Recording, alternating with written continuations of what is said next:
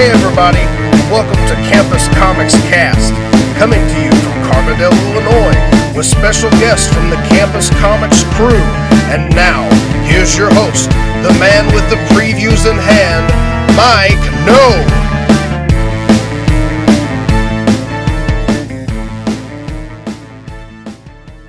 Hello, everybody, and welcome to another episode of Campus Comics Cast, coming to you from inside Campus Comics, as always, here in Carbondale, Illinois, at 816B East Main Street.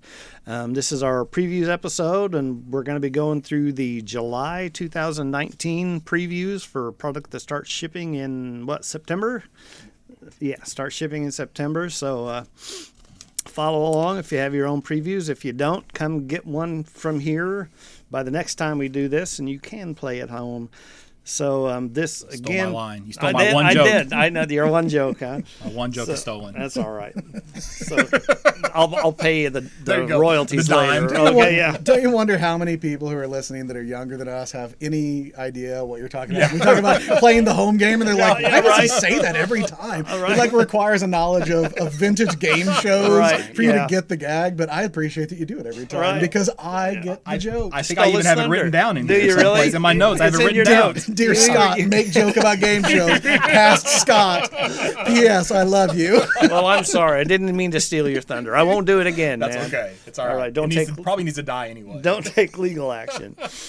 But anyway, as we're going through this, if you hear anything that you're interested in, you'd like to order or whatever, the due date for this is July 25th. So as we're recording it, about 2 weeks from now. So, and I will give you the right date this last time. I realized you hurried up and got the order in last month, Matt, and it was like a week early. When you did it, I thought in my head, that feels early, but I was like, what the hell do I know about anything? Mike would know better than me, so okay, I'm going to go and put that in. That's a bad assumption. The worst part is that I even texted you, and neither one of us thought about it. I was like, is it due tomorrow? And you were like, yeah, by whatever time. So we both had two chances to think this through, and we both were like, nope, full speed ahead, put the order in. Gotta do it. But anyway, well, it was done a little early. You could breathe a little easier. Yeah. So whatever. But anyway, by July 25th is the deadline to have our orders in. So if you hear something, give us a call here at 618-457-6011. Message us on Facebook. Blah, blah, blah, whatever. And we will do our best to take our best. Your best. To take care of you. The podcast took a turn. Oh, it did. It went bad. You should have heard us talking off air before here. You would understand. Anyway. Well, and if you've ever been in the store when Matt's here, it's no great surprise. All right. So joining me tonight, I am of course Mike No, owner operator here at Campus Comics, and joining us on this sojourn through the previews are. Oh, sorry. I thought we were starting with Dan. Usually, I didn't want to jump the order and get shanked Dan's or something always later. last. He's always last. Sorry, Matt's back, and he's loud. Scott Reed and Dan Brown. The dulcet tones of Daniel Brown. The almost birthday boy, Dan Brown. Oh, yeah, just missed it by day. Yeah, yesterday. Turned 27. There you go. Well, Doesn't look a day over 50. Okay, so DC. We better go or we're Marvel, never going to get done. Yeah, right? And I showed up early, and we're leaving late. That's right. That's how he rolls. You make anything for page 5? I got some on page 3. All right, go. We've got more Year of the Villain stuff from DC. We've got a couple more one-shots coming. We have a Lex Luthor and Riddler specials, written by Jason Latour and Mark Russell. And with Brian Hitch art on the Apex Lex one, which is... So it's late? Is that what you're saying? Hey man, he put 12 issues of Hawkman out. That's true. I'm starting to think the Ultimates was really on Mark Miller and not on Brian Hitch. Like maybe it wasn't. I heard a breakdown for his last issue of Ultimates back when it came out, and it was just like everything took too long, like every step of that book, because they had that big 6-page fold-out thing on his last issue that had to be printed 2 months early and all this stuff. It was but yeah, he cranked out Hawkman, and I thought it was really good. I did see him complaining where he felt like he was rushing the work some. It was not as polished as it got worse as it went on. But here's the thing: bad Brian Hitch, Brian Hitch is still pretty darn good. Yeah, it's one of those things where, like, as an artist, you see things Joe Blow doesn't. Yeah. And it bothers you more than anybody else. I thought a little bit on Hawkman stuff. I thought it also looked like maybe he got it to the inker a little late because even the inks were a little rough on it too. But it still looked really good. Yeah. I mean, it just wasn't as good by 12 as it was at 1. They haven't started shipping any of these actual one-shots yet, but the creative teams are really good. And, normally when you do one-shot, crossover event one-shots, they're usually pretty easy to skip because they don't really matter. But I don't know, man. Like, Latour and Mark Russell is the guy who does Wonder Comics stuff too, and he's really good. So I'm cautiously quite excited for both of them. Right on the next page, I think we're starting to get some of your theory, Matt, and we have more variant covers that are cardstock that aren't necessarily Year of the Villain variants. So, Oh yeah. looks like we're already starting to see that. Page 5, you got the Powers the Best Ever hardcover new Power story from Brian Michael Bendis, billed as the final story of Christian Walker, which I've not actually read any Powers. I know a lot of people like it. I read it back when it was new. Okay. And I read for about the first 2 years, and I really liked it, but I also didn't think that it was quite worth the hype. I remember when everybody went on and on about how groundbreaking it was, and I was like, it's pretty good. It's just like a superhero detective story. But I think it's one of those things that maybe is more important for what it encouraged other people to do better. Like, you wouldn't have had Gotham Central if you hadn't had Powers, probably. And Gotham Central is amazing, and Powers is just pretty good. Yep. Okay. So, but it's still worth reading for historical. Yeah, and this may be the last one. So Yeah. Yeah, back see. when it was coming out too, it's like you heard all those good reviews all the time before, but for me it was just one more book to pick up, kind of thing. I've ended up with some random issues of it, and it seems good, but it seems like you probably really need to read the whole thing. Yeah, I think I think it also reads really well in trade. I mean, if you're a reasonably new Bendis fan, you've not seen him at his most decompressed, and his stuff flows a little bit better in a trade sometimes because you can plow through a whole issue in 2 minutes or something because there's so many empty panels without dialogue. After that, on page 6, we've got Harley Quinn and Poison Ivy #1, kind of spinning out of the events of Heroes in Crisis. Jody Hauser is getting a lot of work in this book. She's getting like- a lot of work. So after that, on page 7, we've got the Batman 181 facsimile edition, and this is the first appearance of Poison Ivy. I have this, but I think I'll get this too. Yeah. I think I'll get the fake one. And the notable thing of this is this has the pinup. The pinup In it that it used Does to your have. copy have the My pinup? copy does have there the pinup. you go. Well, But a lot of them that you see on the back issue market do not. not. Kids ripped those out back in the day, hung them on their wall. They did. Yep. So on page 9, we've got the new Black Label book, Harleen. I think I'm into it, man. Yeah, I want to see I'm it. going to get it. I loved his work on Aquaman. I'll get this book. I'm not even Yeah, so I gonna just attempt to I say pronounce somebody it. pronounced the name. I heard it so- pronounced one time, and I can't remember, and I know I'm going to sure butcher it's, it. some variation of Stefan there. But yeah, but I don't Cedric- know how to say Yeah. Sejcik or I'm not sure. writer and artist and cover artist. Cover and variant cover. yeah, I so- get it. All You over did it. it all. You did it all. You so. big show off. Did it his way.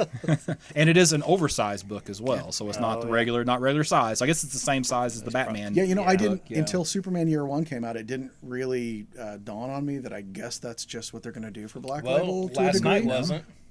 Yeah. No, Last that's night was true. a normal true. size. But it was prestige and it was Yeah. oversized. It just wasn't like oversized in Yeah. dimensions. Yeah, exactly. That's true. I, I didn't can think fit about that in a regular bag. I forgot that Black Knight was technically Black Label. Yeah, but I don't know. I feel like that's one of those things. Like they did it so it would stand out on the shelf with Batman Damned. Eventually, they're gonna realize, oh hey, we need to save some money on this. Let's scale this stuff I back. hate to be that you know nerd, what I mean? but man, now I got to get magazine bags Exactly. and It's boards. a pain. It is. No, it's It's just like the Treasury editions. Those things Oh, are I hate awesome, those. but they're a pain to Yeah. store. You, What do you get do done with reading, them? and you're like, "No, where the hell do I put this thing?" Yeah, and it just yeah. like sits on top of some books on a bookshelf. And all right. Great Page to 10, Matt, go. I'm super excited for Legion. I am. And I also like Naomi 6 is on the shelf today, and I haven't read it, and so I don't know officially if the theory I've rambled about for so many episodes is right, but I'm feeling fairly confident based on these solicits that we're going to directly spin the Legion out of Naomi. Dan, you have a theory which I rather like. In an interview on another podcast that way more people listen There to. are other podcasts. What? There was a pretty lengthy interview with Bendis, and he kept calling it Legion of Superheroes Millennium. Either that's just his accent, or he doesn't know how to say millennium. We all know people from Ohio. Exactly. But the theory, red one theory going around is he may have been intending that this character that is supposedly living for 1,000 years and taking us through the future history of the DC universe is Lois Lane. That would be so awesome if it was. Like, who would be better to narrate the next 1,000 years of DC's fake history than Lois? That's really great. I hope that's what it is. I also like it in the sort of Superman 1 million idea. Like, Superman is alive in the future, Lois survives with him. That's exactly what I was going to say. I also like the idea that we don't have a sad Superman 1,000 years Exactly. from now. Still going, boy, I wish my wife hadn't been human and been dead for so long. Exactly. So I like a superpowered Lois or something living that long. That's a really cool idea. And what was your thought then? Oh, I just That still it's think it's Naomi. freaking Naomi somehow. Yeah, I mean, like that's what when I read issue 1, I thought, and he had made such a big deal online about how important she was going to be to the future of the DC universe, and I Right. was like, yeah, no, I get it. It's Legion. And then every issue, I just looked for more things that were like Legion, that's Legion too. Mm-hmm. And like, you know, her symbol looks remarkably like a Legion symbol. I'm not saying they're going to directly somehow tie her to like Legion continuity. And I assume Why not, though? but that's what I'm saying. You know, I that's don't the think it's going to thing. be like she's not going to be the new Superboy where Yeah. but it's just going to be that she's somehow tied to Legion history, and I'm totally fine with that. I assume you saw the pictures online that if you didn't already know the reason John Kent got aged so quickly was so that he could be the Superboy in the Legion. Yeah. All of the covers confirm that it's now John Kent is the Superboy from the Legion, and fine, like whatever, I don't know. fine. Superboy in the Legion is- Let's not go down there. Superboy in the Legion to Superboy in the Legion. It doesn't make the old Yeah. stories go away. Right. Whatever. Like Yeah. I'm fine with it. If that's the reason they aged John and took away John and Damian being, peers, that's a pretty decent reason, I Yeah. guess. And he wasn't going to Well- go when they said he wasn't going to Teen Titans. You pretty well knew he Yeah. was going to Legion at that point. Now, Bendis spoke about that too in the same interview, and he was saying that like John and Damian are still friends. He's like, there's still a dynamic there, but it's a little different now. But he's just like, Now he's got to find he's a way not to age splitting them Damian up. Yeah. That'll be next. There'll be a really tiny Lazarus pit that just makes him age a couple of years. So page 12, we got Deceased: A Good Day to Die 1. Didn't we already talk about this book? I don't know. I I gushed about it on Facebook Yeah. because, as I said, you had me at Barda and Mr. Miracle. Yeah. Like that's fine. But have you been reading Deceased? I have not been Dan? reading it. Yeah, I've been reading it. What do you think? DC Marvel Zombies Yeah. is, people made the comparison with Blackest Night back in the day. Blackest Night is its own thing. This is Yeah, a- Blackest Night was way too cosmic to just be yeah, Marvel this is Zombies. way closer to a DC version of Marvel Zombies, and I'm not faulting it for that. But just remembering those complaints back in the day about Blackest Night. I this is thought way issue closer. 1 was just okay, and then I read 2 thinking that I wouldn't like it any better than I liked 1, and I thought, wow, this is quite fun actually. I like especially I like just 2 with, like, a the Black lot. Canary and then, thing, Yep. if and then I nothing else. loved 3 too. Yeah. So excuse me. I thought 1 wasn't bad. I just remember thinking, yeah, this is just DC Marvel Zombies. It isn't going to miss any beats. It's going to be the same Yeah. thing. But no, 2 and 3 But really. I have a hard time believing we're just going to get a the end at the end of a miniseries. Oh, no. Even if it's an alternate world. I was thing. going to say, I assume it's an Dan- alternate world. Dan and we'll- DiDio will not let anything just say the end. That does, especially if it's successful. Yep. There's no way it doesn't lead into something else afterwards. completely agree. And there's a horror movie variant cover for The Deceasing. I love that, by the way. I mean, they're going to be hard pressed to make a better one than that It cover, but the Deceasing is a pretty great name. So. Page 13, you got Flash Forward. I guess they're going to Yeah. try to fix Wally West after they broke him. I don't know. It's like after all the effort they put to bring him, make him like the key linchpin for DC Rebirth, and they kind of destroyed that, and now they're going to try to undo the damage. And my poor beloved Tom King took all the bullets for that. Did you see all of his explanation for that? No, I've not seen that He yet. never picked which characters to put in that story. He laid out a blueprint for DC of this is what I want. He laid out this is Sanctuary. This is what I want it to be. This is what I want to happen. That's my rough outline for a story. And DC put a pin in it and said, we're going to pick characters for these roles and get back to you. He was mandated to put Wally, Harley, and Booster in those roles, and he was mandated to kill Ivy and bring her back. DC picked every single thing he did, and he said when it was done, he was like, basically, I got a lot of heat for ruining these characters, but these were all picked by DC. He said, I laid a blueprint out and they slotted characters in and said, this is who does it. And they basically said, make this make sense. And he was like, okay. So this is like back when, for those of you who are Star Wars nerds, when R.A. Salvatore killed Chewbacca in the old EU, and everybody was like, burn him! Like, no, man, he didn't do this on his own. Exactly. Somebody at Bantam Spectre and Lucasfilm was like, yeah, you can totally kill Chewbacca off. And then everyone got mad at him. Like, he's just a guy writing the book. Yeah. But yeah, so now, for whatever reason, Wally's the hope, then gets killed off, sort of, and then comes back. I loved Heroes in Crisis. I have no problem with it. I thought it was great. I've only read the first issue. Now I want to go back and pick better characters for those roles. I know. You know what I mean? There's no way there's not a better version of that. The only complaint I had with the book the whole time I read it was, just feels like we just wheel, we put characters on a wheel and threw darts at it, and it turns out that's pretty much what happened. So I firmly believe that all of Bleeding Cool's rumors about where that was going that leaked, I firmly believe those were all originally true, and they just swerved it. Originally, Wally was supposed to go do a new Suicide Squad book that Brian Azzarello was going to write. That book's not happening anymore. This is happening now. I think it's because it was really poorly received, and DC was like, screw it, we got to make him a good guy again. DC's got a long history of changing stuff after it leaks, whether or not it makes sense story-wise. I mean, I would have loved to have seen the book that might have come out of that. Like, I love Wally. Wally is my Flash, as it were. But I'm also not. I mean, I'm not going to freak out that Barry's back. It's fine. Give me Barry back, or it can be Bart. Well, the thing is, all that stuff's fine with me. Where is Wally? But I would have been back. I would have been happy to see him do something different. Do a Suicide Squad with him. You know what I mean? My big gripe with the Batman books is that Tim Drake and Nightwing have no purpose in those books. So that's why when they wanted to kill Dick Grayson off, and I was like, well, okay. Like, they can't seem to find anything to do with him anyway. Maybe killing them off will then generate something else out of it. Supposedly coming in Young Justice, and it's not in this one yet, but Tim Drake is supposed to be getting a new persona. Name. I know. So we'll see where that goes. So we can finally stop making the Red Robin jokes. Yum. There you go. Page 15, Gotham City Monsters 1. So we got the DC quote-unquote monsters like Killer Croc and Frankenstein and such are getting their own book. And iVampire, it looks like. Yeah, Andrew Bennett. Lady Clayface. Mm-hmm. Kicking it back to Brayfogle for me. You know my thoughts. Mudpack. So there's an issue number 1. It is a book that I think has no reason to exist, but I like Steve Orlando a lot, and I like those. I love C-list DC characters, so I will almost assure. And it's in Gotham City. Like, I'm not going to read that. I'm going to read that.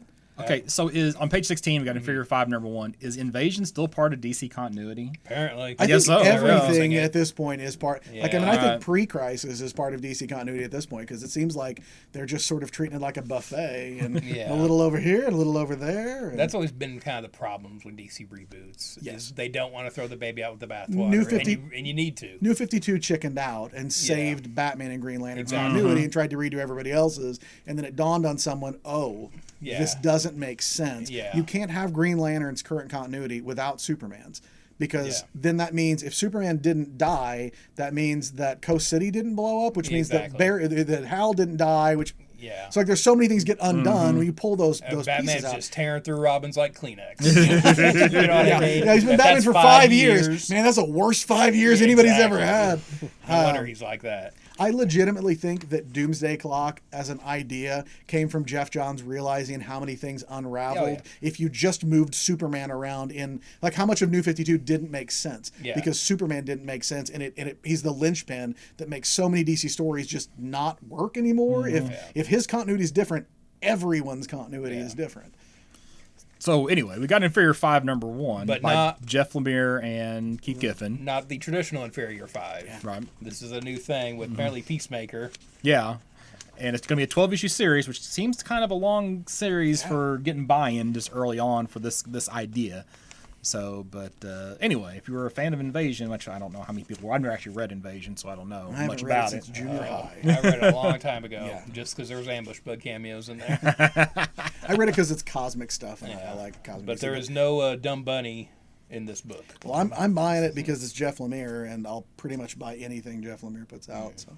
Page 18, DC joins the Dollar Comics. Yay. So we got a Batwoman story. We got the first part of Hush, the first New 52 Harley Quinn, which kind of seems like an odd choice thrown there, but it's Amanda Conner, Jimmy Palmiotti, so it's good.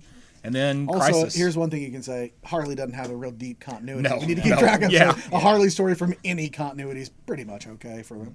And then the first issue of Crisis on Infinite Earths. So all for $1.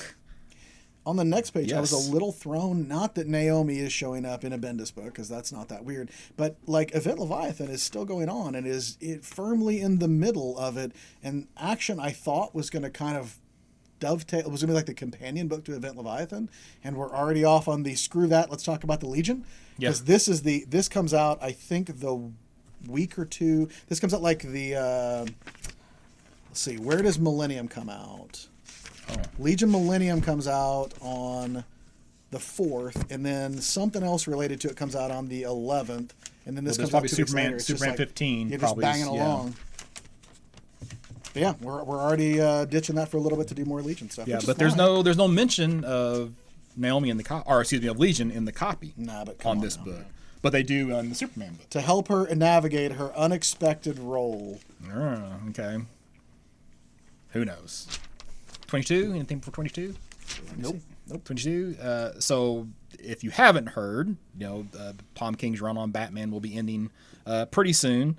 So this is, I guess, kind of getting to the end of that run, and then it's going to lead into the Batman Catwoman 12 issues story. Is that that's right? right. So I wouldn't leave this book if you've been reading it. So next thing on 25. Oh, go ahead. Oh, wait a minute, I got the wrong page number down. So never mind. That's not on 25. 26. Yeah. So 26 got Batman Superman issue 2. Here they're introducing a dark multiverse version of Shazam. So for everybody who's fans of Batman Who Laughs and all those variant characters, then this would be a book that you'd probably want to pick up. Why can't it just be called World's Finest?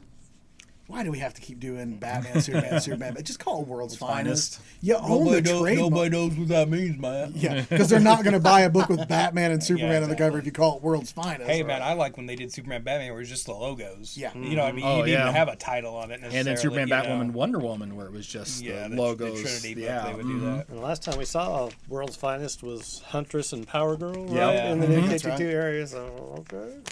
On 28, we've got Batman versus Ra's al Ghul #2. I saw the cover for this before I saw what it was for, and I thought DC was doing a Primal Age book, like that retro toy line, because I thought that's what this is. You got Neil Adams to do it, Yeah. which would be a thing, right? Because they've got, they did that one shot where they had like some big talent on there, so I'm like, oh, they must be doing another Primal Age thing. Nope, this is the Neil Adams book somebody asked for. Maybe it's Neil Adams, I don't know. Probably be right up there with Odyssey. Good stuff. On page 30, we've got Catwoman #15. This just caught my eye because it's got Art Germ Batman Returns style Catwoman variant. And I saw him speaking about this online, just saying like he couldn't, because of licensing issues, he can't do like a straight up Michelle Pfeiffer Catwoman. But I mean, this still looks really pretty close. freaking close. Yeah. So I don't see anybody complaining about that. I think this might be his last Catwoman variant I was hearing too. I don't know if that's right. The one from the month before. That's the animated Catwoman. Oh, yeah. Man, That so was good. good. I ordered extra on that, by the way. So at least I want one, and so does Jeff. Page 32. Matt, go. Oh, what? Oh, Deadshot? There you go. Yeah, yeah. I'm very excited that Deadshot's in it, but I have to tell you, I like Peter Tomasi most of the time, and I don't think his detective's been very good. Oh, Have you been keeping up, man? I've liked it. I like the Arkham Knight story. I thought if you're not gonna make it Jason Todd, what do you do? I feel like they came up with a good solution for that. I feel like somebody at DC said, "Oh, we've got this character that was in a video game. Yeah. You better do something with it." well, and yeah, then- well, you have to because we all know how great Sin Tzu turned out. Just what a mainstay Only you and I know character who that is. Yeah, I'm very happy to have Deadshot back in any book, especially a Batman one. But I want to like this better than I have so far, sadly. my next thing's not till 47, so. Mine's on 34. You guys are going to be shocked, I tell you, to learn that Deathstroke might not be dead after all. I know. Big surprise. Matt, right now they're doing a story called Deathstroke R.I.P. I He's know. dead, dude. Who could have imagined that he might not be dead? Okay. That's it. I just... In sarcasm. Well, right after that on 35, we have Dial H for Hero #7. because these this and Wonder Twins, right, are now 12 issues 12 as issue opposed to series. 6. You know, this is one of those times where they say because you demanded it, and I did. Yeah. I really did want more. I I don't know that I like- demanded it, but I would have liked it, and I got it. I'm surprised they're not starting over with season 2. No or some kidding. nonsense That's what like they're doing with that. Naomi. Yeah. They confirmed that on online today. Do you think they do give her a real code name before then? It is- Maybe you think that's part of it? I hope so. Yeah. We were talking about that before. Yeah. How? Well, it ranks How up you, there how with you gonna Spider call her Gwen. Naomi? Yeah. Yeah, Spider Gwen. Spider Gwen. Yeah. But Who could that be? I feel like Ghost Spider. most books are miniseries. Yeah, they They just just don't don't want to get call it canceled. that. So that will come up again when we get to Marvel. I've yeah. never felt so much like that as I did in this Marvel. The number of books that say 1, and in my head I think of 6. Yes. Yeah. Like you may not put of 6 on there, Right. but Yeah, but we we know. all know. You're not fooling anybody anymore. It's of no more than 12. I'm fairly certain of that. On 39, is anybody reading Freedom Fighters? Yep. You know I am. I've got the first one, but I haven't picked up. Has it been good? Oh, you haven't been reading them? No, I Oh got. man, that's really good. Is it? Yeah, I like it. I feel like there's so much other stuff going Same- on. It's same kind of dude- flown under the radar. Same It's dude that writes Vendetti, Hawkman. right? Yeah. And personally, I think Freedom Fighters is better than Hawkman. Although I like Hawkman, I just think Freedom Fighters it's a lot of fun. If you like JSA, which I'm fairly certain that you do, Yeah. it's as close as you're going to get to JSA until they finally do the reboot. So 42 is where you and I get to fight, Dan Brown, Oh, it's on. because I hear you're not liking Green Lantern. I'm not. So I had been buying it since 1, but it had set in my read box, and it was the last DC book in my read box, and I had put it off because Morrison's books are so dense sometimes. Right. A lot of times I read comics like right before we go to bed, and I want to just tear through a couple of fun popcorn kind of books, and I get a Morrison book, and I think, not today, maybe later. and I've read all of them in a row, and I really like it. I can't believe you don't like it. Why wouldn't you think I wouldn't be into a Green Lantern? Well, I know, but I thought Mike had said that you were not No, impressed with it. I got the first 6 issues. I love the stories. I cannot stand like the Liam art, Sharp. right? I keep thinking like Death's Head is old Marvel UK stuff. I feel like I'm not reading heavy metal here. You know what I mean? Well, it's I feel definitely like a weird looking book. It's just I feel the same way I about- feel like you could still make it weird. I just don't think it looks as good as it should. I feel the for a same book way in about 2019. this that I do about the X-Force reboot that Marvel did, that I'm not sure. I think the story and the art are suited to each other, but I'm not sure that you picked art that matches the expectations of the people who are going to pick this book up. So, like, when you say X-Force is back, the Marvel fans who get excited do not want a book that looks like what that X-Force looks Absolutely. like. I think the story and the art match really well, Right. but it isn't what somebody thinks they're getting when they pick up X-Force. And I think this is not what people who are like, yes, Green Lantern, it's Hal again. And you pick it up and it's like weird. It's real organic looking, Yeah. right? Like everything's a little bit meatier and rounded off. Your than buddy these- in junior high who was trying to be H.R. Giger. Yeah. You know what I mean? Yeah. And that sounds harsh, but like we talked about the first issue on the podcast, and that was really my thing. Like, I love the story. If there was a different artist, I'd be getting this book. That's what it comes down to for me. I think at the time I suggested Howard Porter. I'd love him and Morrison to team up again on something. They haven't worked together since JLA, I don't think. I don't think so either. And he's just great with the detail. He never phones it in. You know, just it's the little things with his art that I think really make it. I do think that the story being as weird as it is suits the semi-trippy style of art. But again, the thing I said before, I think the people who got excited to see that, I think you're 100% right. I think it's people who loved Morrison's JLA and thought they were getting a really bright, accessible art style like they used to have, and it's not. I think you can that's a think you can mistake. still do that with this. I think if you had Patrick Gleason doing this, it'd be fantastic. Yeah. But again, he already had a big run on Core and all that. Yeah. And he's at Marvel now. Yeah. But I feel like you just need a different artist here, and I'd be all for it. Yeah, I can see it. Even though I know Tyler loves Liam Sharp's art. And I think Atchison too. Yeah. He does. Page 47, Justice League 32, Commandi. I'm happy. Yeah. So, Yeah. hey, so if you like the Last Boy on Earth, here's a Yeah. chance to see him in There you the go. current rebirth. I have nothing until 50. I'm at 48. Justice League Dark number 15. Just mentioning this because how can you not mention a Detective Chimp variant cover? Right. It is really Is that Clayton Crane? It is. I think he's been doing some, yes, I think, yeah. yes, He's that been- is. He's been doing some really nice variants on that. So for all the Detective Chimp fans out there, here's your chance. Right. 50. Did anybody but me read Lois Lane? I haven't read it yet. It's really fun. I liked it a lot.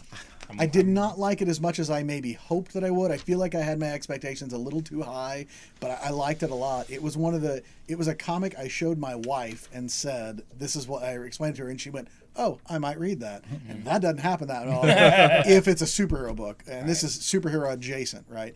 Mona, my wife will read comics, but she's not much of a superhero comic fan. So for me to get her to even come within spitting distance of reading something that's got a Marvel or DC label on it takes some finagling. So she was at least willing to give it a shot. Yeah, I'm regretting not picking this up and regretting not picking up the first Jimmy Olsen. So Jimmy Olsen's not out until next week. Oh, it's not out? Oh, okay. So maybe I should get the first Jimmy Olsen. Yeah, I'm definitely getting that. Yeah. I'm looking forward to Fractions Jimmy Olsen. Page 51, Mad Magazine. Okay, if you haven't heard, so this is going to go to reprints, right? Is what's going to happen initially. Then is they it going to? They're still going to do like the seasonal issues too. Oh, are they? Okay. But I don't know if it's just reprint seasonal issues. Yeah, that's what they were when I was growing up. I don't know what they are now, but yeah. Yeah, so it sounds like a couple of issues more of new material. Then they're switching to reprints to cover the subscription obligations, and then it's probably done. We will talk about this again later in the indie section of all things. Yeah, I did see Roger Langridge online talking about he had a story he got paid for that they never published. Maybe it's the time to bring out some of that stuff because, it's not just his story. There's got to be more of that sitting in the office. Yeah. 54. So Red Hood Outlawed number 38, not so much interest in this book, but this character on the cover who I've never seen before, it looks like the spawn of Groot and Doomsday. I don't know what anybody else. It's Groot's Day, if you will. There you go. I don't even know which character it is. They list several here. DNA, Cloud9, Devour. I'm sure it's not Babe in Arms. I think that's in the background there on the left, but I'm not sure which character that actually is. It does look like a Doomsday light, though. Yes. So yeah. So I don't know if you're a Doomsday fan, this might be one for you to pick up. Scooby-Doo Team Up, final issue. R.I.P. Scooby-Doo Team Up. It looks like it's Batman 66 too. Yeah. And Batmite. Yeah, this is. I've really enjoyed this book. A lot of people online trash it. I thought it's been really fun. The thing is, there's a new cartoon on Boomerang called Scooby-Doo and Guess Who, which I guess is going to feature a different celebrity each episode. Oh, really cool. So it's a Scooby-Doo team-up show. Why would anybody be angry about this online? Like, not everything has to be for you. Nothing is for everyone. Yeah. It doesn't have to be for you, man. There are some people that have more valid points than others, I think, on that. But my thing is, next month, are we getting Scooby-Doo and Guess Who number one? Probably. To tie into the show. Well, that's kind of what I thought when they saw it canceled. I thought, well, DC's actually just made a big thing out of trying to put more emphasis on having some young reader books on the shelf. Seems like a poor way to go about it by getting rid of some of your books. But yeah, you're probably right. It'll just be, I didn't know about the new Boomerang show, so that makes a lot of sense. And after that, we've got the last issue of Teen Titans Go, kind of tying into that cartoon. So another young reader's book that essentially is gone if they don't do something next summer. For a month, maybe. Exactly. Yeah. 58, go. Legion, I'm so happy. I'm just so happy. And as much as we've talked about the Legion, you would think that I was like a diehard long-term Legion fan, and I'm not like a Legion junkie, but I have enjoyed everything I've ever read from the Legion, I'll say that. And I feel like they, like the JSA, are a part of DC that had no reason not to be part of this. Yeah. So in the Rebirth era, there's just been a giant Legion-shaped hole and a giant JSA-shaped hole in the whole thing, so we just need to get those out. When they they're both coming. When they launched, and it was so much of an emphasis of back to basics, hope and bright, happy heroes, and I was like, cool, where's the Legion and the Justice Society then? Which is what you need, as you said, to fill those giant holes that are exactly them. So I'm just really happy to have them back, and that was one of my favorite things growing up was the Legion stuff. Whenever Mike Grell got it, it was like his first paying gig, I guess. And from what he said when I talked to him at Cape Con, it was his first gig. They give him something like that, and he redesigned the costume. I mean, that was a big part of my early teen years was that Legion stuff. It's just good.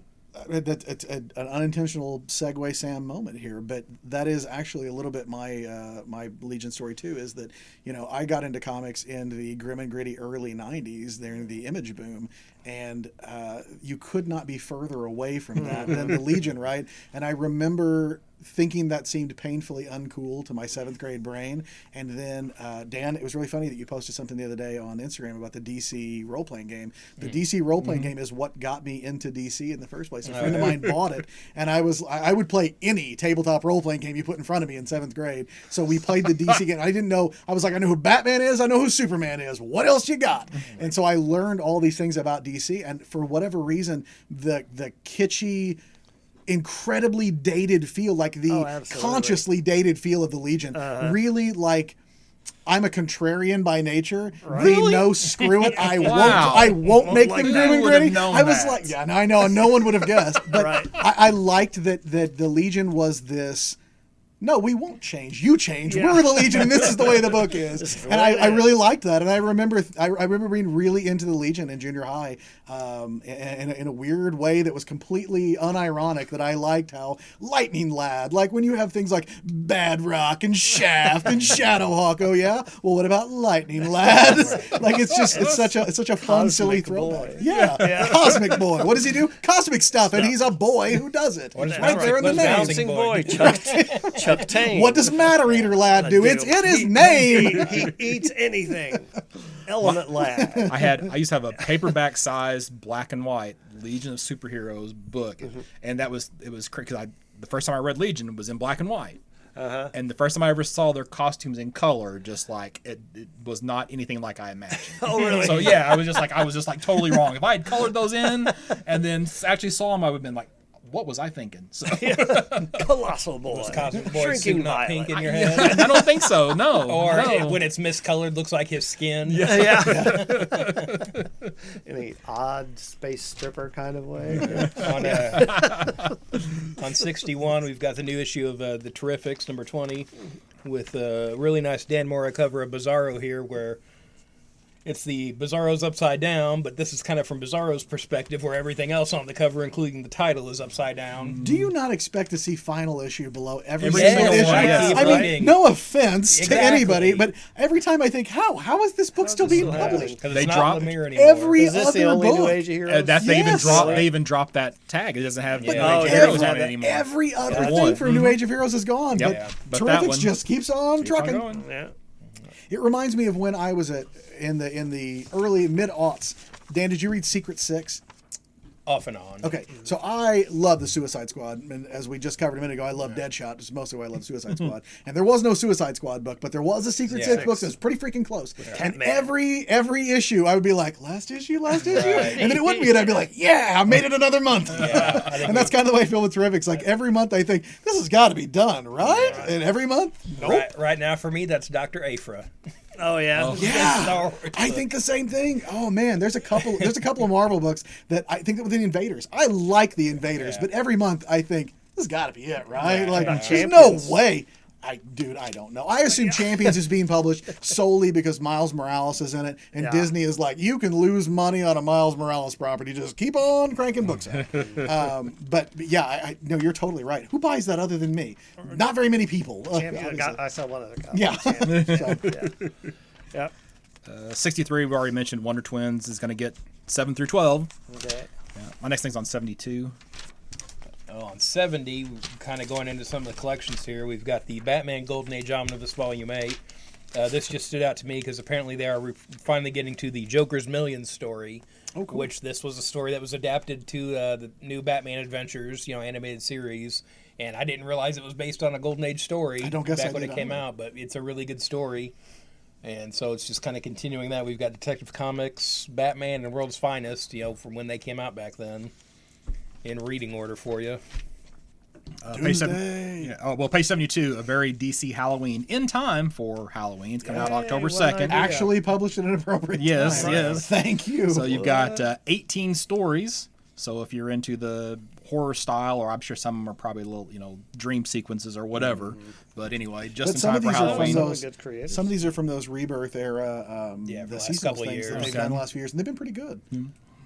I mean, like, look, they're not worth $10, No. but there are good stories in them. Yeah. And what I'm saying There is, is I'm some- assuming they have picked the good ones and put them in this there's trade. some filler Oh, in there, there's some too, bad though. ones in there, but there Yeah. is good stuff in them. This is the way that honestly it would be better to get them, is that Oh, yeah, someone has probably. sifted the good stuff out and bundled it all in a trade. If you didn't buy those $10 Well, issues, it's and you two. probably didn't. It's 2 books.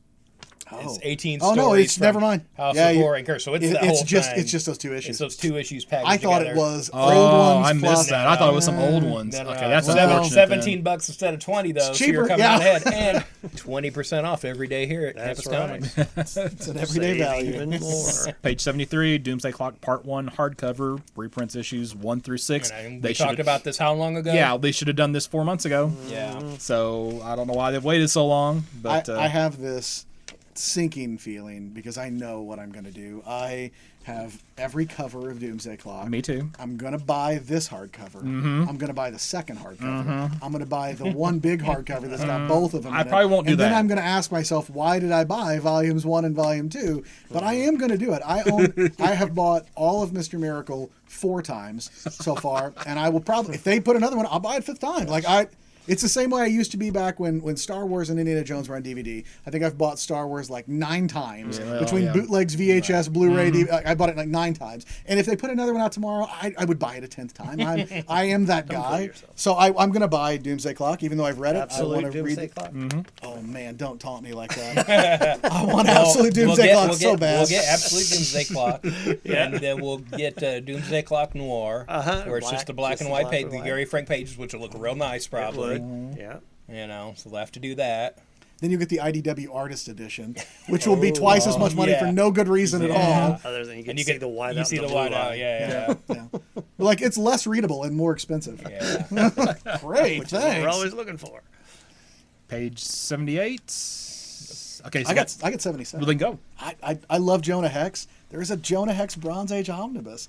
It's $125, which is entirely too much, especially since I have a lot of these issues anyway. It's But probably a lot, right? it is All-Star Western 10 and 11, Weird Western Tales 12 through 14, and 16 through 38, Jonah Hex 1 through 17, and then JLA 159 and So that's 160. Oh, wow. So it's 888 pages. Yeah. It's a bit, Yeah. but it's really great. I mean, it's basically all of the Bronze Age of Yeah. them. So it says it's volume 1. I don't know, man. That's a lot. I know there are more issues, but dang, that's a lot. So I'm excited that they are doing it, even if I'm maybe not the audience for it.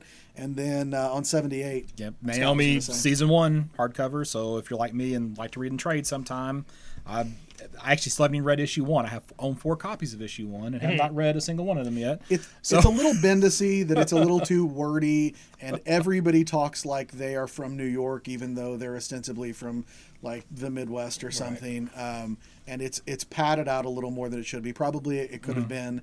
It should have been 5 issues or maybe a really tight 4. But it's 6 because it's Bendis, and then why not? Well, But it's Bendis' been run good. on Daredevil was so good, so Yeah. I can't imagine I'm not going to like this. And there's been so much talk about this book. I that always, every Daredevil issue of his I would read, my first thought would be, man, that was good. And then I would look at my watch and I would think, I paid $1 a minute for that. Yeah. This is terrible. What is wrong with comics? But then I would think, but it was really good. For those 3 minutes, it was excellent. I would do the same thing with Ultimate Spider-Man. Yeah. Oh yeah. Same deal. You know. and then you go 2 or 3 issues and not ever see Daredevil. Yeah. 83. All right, so 83, Superman Red Sun gets a new printing. Surprised it's not a black label. Well, I think that's probably because of the restructuring. I guess so. now. Yeah. So- So we may talk about that soon. But so Farewell, Red Sun, my if you haven't. beloved Vertigo. Yep. And that's all I got. On I think 80, I have one more thing. on 86, we've got Young Justice, the animated series, book 1. This is collecting the previous Young Justice cartoon tie-in series they did a few years ago. So if you're a fan of the Young Justice cartoon, if you've been watching Outsiders, you'll probably want to check this out because some of this stuff is just as dense as the show is with their Easter eggs and stuff like that. And I think it is all supposed to be continuity with the cartoon show. Yeah. So on page 91, going into some of the collectibles, we've got the Batman Black and White minifigures, Wave 3, where, as before we've had box sets, now we are getting the blind bags that you can buy in store. I don't like blind bags. I appreciated that they did the sets, that you could buy at a comic shop, but on Here we are. 93, what I would like to know is how aggressive Mike would like to be in writing off business expenses. Would you like to buy a 5'8" life-size $5,200 Harley statue? would love I to. feel like what this store has always missed is a Right. $5,000 Harley Quinn statue, Yeah. and now That somebody can knock you can over. take that leap. Dennis never would. I know. He wouldn't pop for the $3,000 Dennis would have bought Galactic. Dennis would have bought the $5 Harley Quinn statue some days. Right. Remember Bowen did that Galactus statue that was like $3,000 that that he was standing like Glowed? this. Huh? Did it glow? I don't know. Did it It light was or standing something? like this, and then the Bowen 6-scale Silver Surfer sat in its hand like that. That would have been so much more cooler than that. But it is Bruce Timm Harley, so it's still pretty awesome. But yeah, $5,000. But again, it's like, why is it so much? Yeah, like I don't know. I've seen these life-size Batman, Power Rangers statues. They're $1,000, Yeah. $1,200. I mean, I definitely expect it to be expensive. Yeah, but obviously it's a very $1,500. rarefied, air of clients we're looking for here. But $5,000? If I was going to spend anywhere near that on a statue, I'm afraid I would have to get one of the sideshow Iron Mans that lit up. Yeah. You know what I mean? I want It's an just Iron like- Man I can wear. I don't know. Yeah, but that I that mean, yeah, that Harley I Quinn, don't get that. her gun had better shoot things. For me to spend that much money, and even then, it's way too much. It's just like, I feel like it was 5,000. Like, let's do 52. Let's do 52, guys. And let's Get be it? honest. If you're willing to spend $5,000, Exactly. What's $200? look. And if I were going to spend $5,000, I'd spend another $200 for the joke. I'd do it for the lulls. Well, you're not the clientele I deal with on a daily basis. I'll tell you that right now. Man, so not that we talk about my job very much, but I work at a digital marketing firm for attorneys, so I do deal with people who would spend that much. And the first thing another friend of mine laughed. We're like, what if we could get my boss to spring for that? He's always wanting excessive things to decorate our office. What about $5,000 on a statue? What do you think about that? If he were a bigger comic guy, I am positive I could get him to do it. If this were a Star Wars thing, I'm fairly sure we could. We at one point talked about getting a life-size Darth Vader for our office to use as a coat rack. That was what he wanted, was what if we could get one and we could use it as our coat rack? And I'm like, that is awesome, and we do need that in our office. So At least get the Han and Carbonite to put on the wall. we have a Han and Carbonite fridge. Oh, That's not a Marvel? joke. We do. We have a Han and Carbonite fridge in the office. Marvel, yep. page 2. Yeah. Oh, boy. Yep. Spider-Man 5-issue series written by J.J. Abrams. Well, ideas by J.J. There you go, Abrams. yeah. Written by By Henry Abrams. Abrams, his son. That's what Okay. this will be. Aha. Okay. And boy, pros were not happy. They I don't were know. not. I don't know if you caught much of that, Dan. Some of them had something to say about this. Well, I mean, this People is had a- opinions. They did, and this is I understand it's the first time we've ever seen nepotism in comic books. In the comic book Stan industry. Lee had no connection to Marvel No, at no, all. whatsoever. Yeah, none. Yeah, It wasn't his uncle in running or anything. right. So yeah, I get the ire, but come on. I'm a little bummed this is what we lost Sarah Pacelli on Fantastic Four for. That's a was very this. good Yeah. point. You know what I mean? You could have thrown anybody on. I'm like, she's a great artist, but I would have preferred her to stay on FF than this. But again, nobody asked me. Yeah. Unfortunately. Yeah. So this I is. mean, let's be honest. She's a big part of why that book is going to sell as well as it is. Yeah. But this is just they've wanted Abrams to put Sure. his name on a book for 10 years. They've been Yeah. trying to get him. This They is how haven't had do it. anybody they can do this with since Kevin Smith. Yeah. That's- Well, the it's- Stephen King stuff, but again, he wasn't writing that stuff. And he also wasn't doing this, Yeah. right? I mean, like a nerd famous Hollywood person doing Yeah. a superhero property Right. that you can just sell hand over fist in theory. Right. So, Well, my problem is that I don't think J.J. Abrams is a finisher on his stories. no. So I watched Lost. Yeah, so- exactly. Yeah. That's where that comment is coming from. So it's just like you might be able to get it started, but I imagine issue 5 is going to be a train wreck. So it'll probably be good 1 through 4, and then 5 will Probably just why he's got his stink. kid. That's Maybe. the thing. Like maybe his son will pull this together. Yeah, we'll maybe. see. That's the thing. I mean, if they were just hiring his son, nobody would give a crap. But the way they're promoting this is Abrams, and he's even said like, I'm coming up with the concepts. He's doing the legwork essentially. And it's like it's Spider-Man. This isn't like they're doing a Hellcat reboot or something. You know what I Right. mean? The one This thing I is- will say, though, in defense of him is, look, if I were J.J. Abrams and I had a kid who was a nerd who wanted to write comic books and I could make that happen for him, I would. absolutely. Oh, I sure. would. And also, let's not pretend that they actually took a book away from a working pro. This book wasn't going to happen, except that they asked for it. And Marvel went, yeah, we do like money. We will do your thing. It wasn't, so all the pros were like, I can't get work at Marvel. Yeah, but this is not that. It wasn't like this book was up for bids grabs. and you missed your chance. Like this book just wouldn't be being published if it wasn't associated with J.J. Abrams. It's just how it is. 1608 or 1602 wasn't happening without Neil Gaiman. It wasn't like Neil Gaiman swooped in and took it out of Dan Slott's hand or something like that. Like the book is predicated on having his name on it. That's what's going to sell it. Page on 6. the next one, we're going to talk about Strike Force. Well, I guess do we have to? So I do want to talk about it. It's going to come yeah. up again in a minute. Okay. So do you read Avengers? I'm behind on Avengers, so okay. How far have you read up through the War of the Vampire stuff? No. Okay, so I'm still on the Celestial stuff. They made this big deal out of the War of the Vampires is coming, and then it kind of just was like 4 issues, and it was a bunch of people you didn't know, and it really didn't go anywhere particularly great. It was just okay, and now.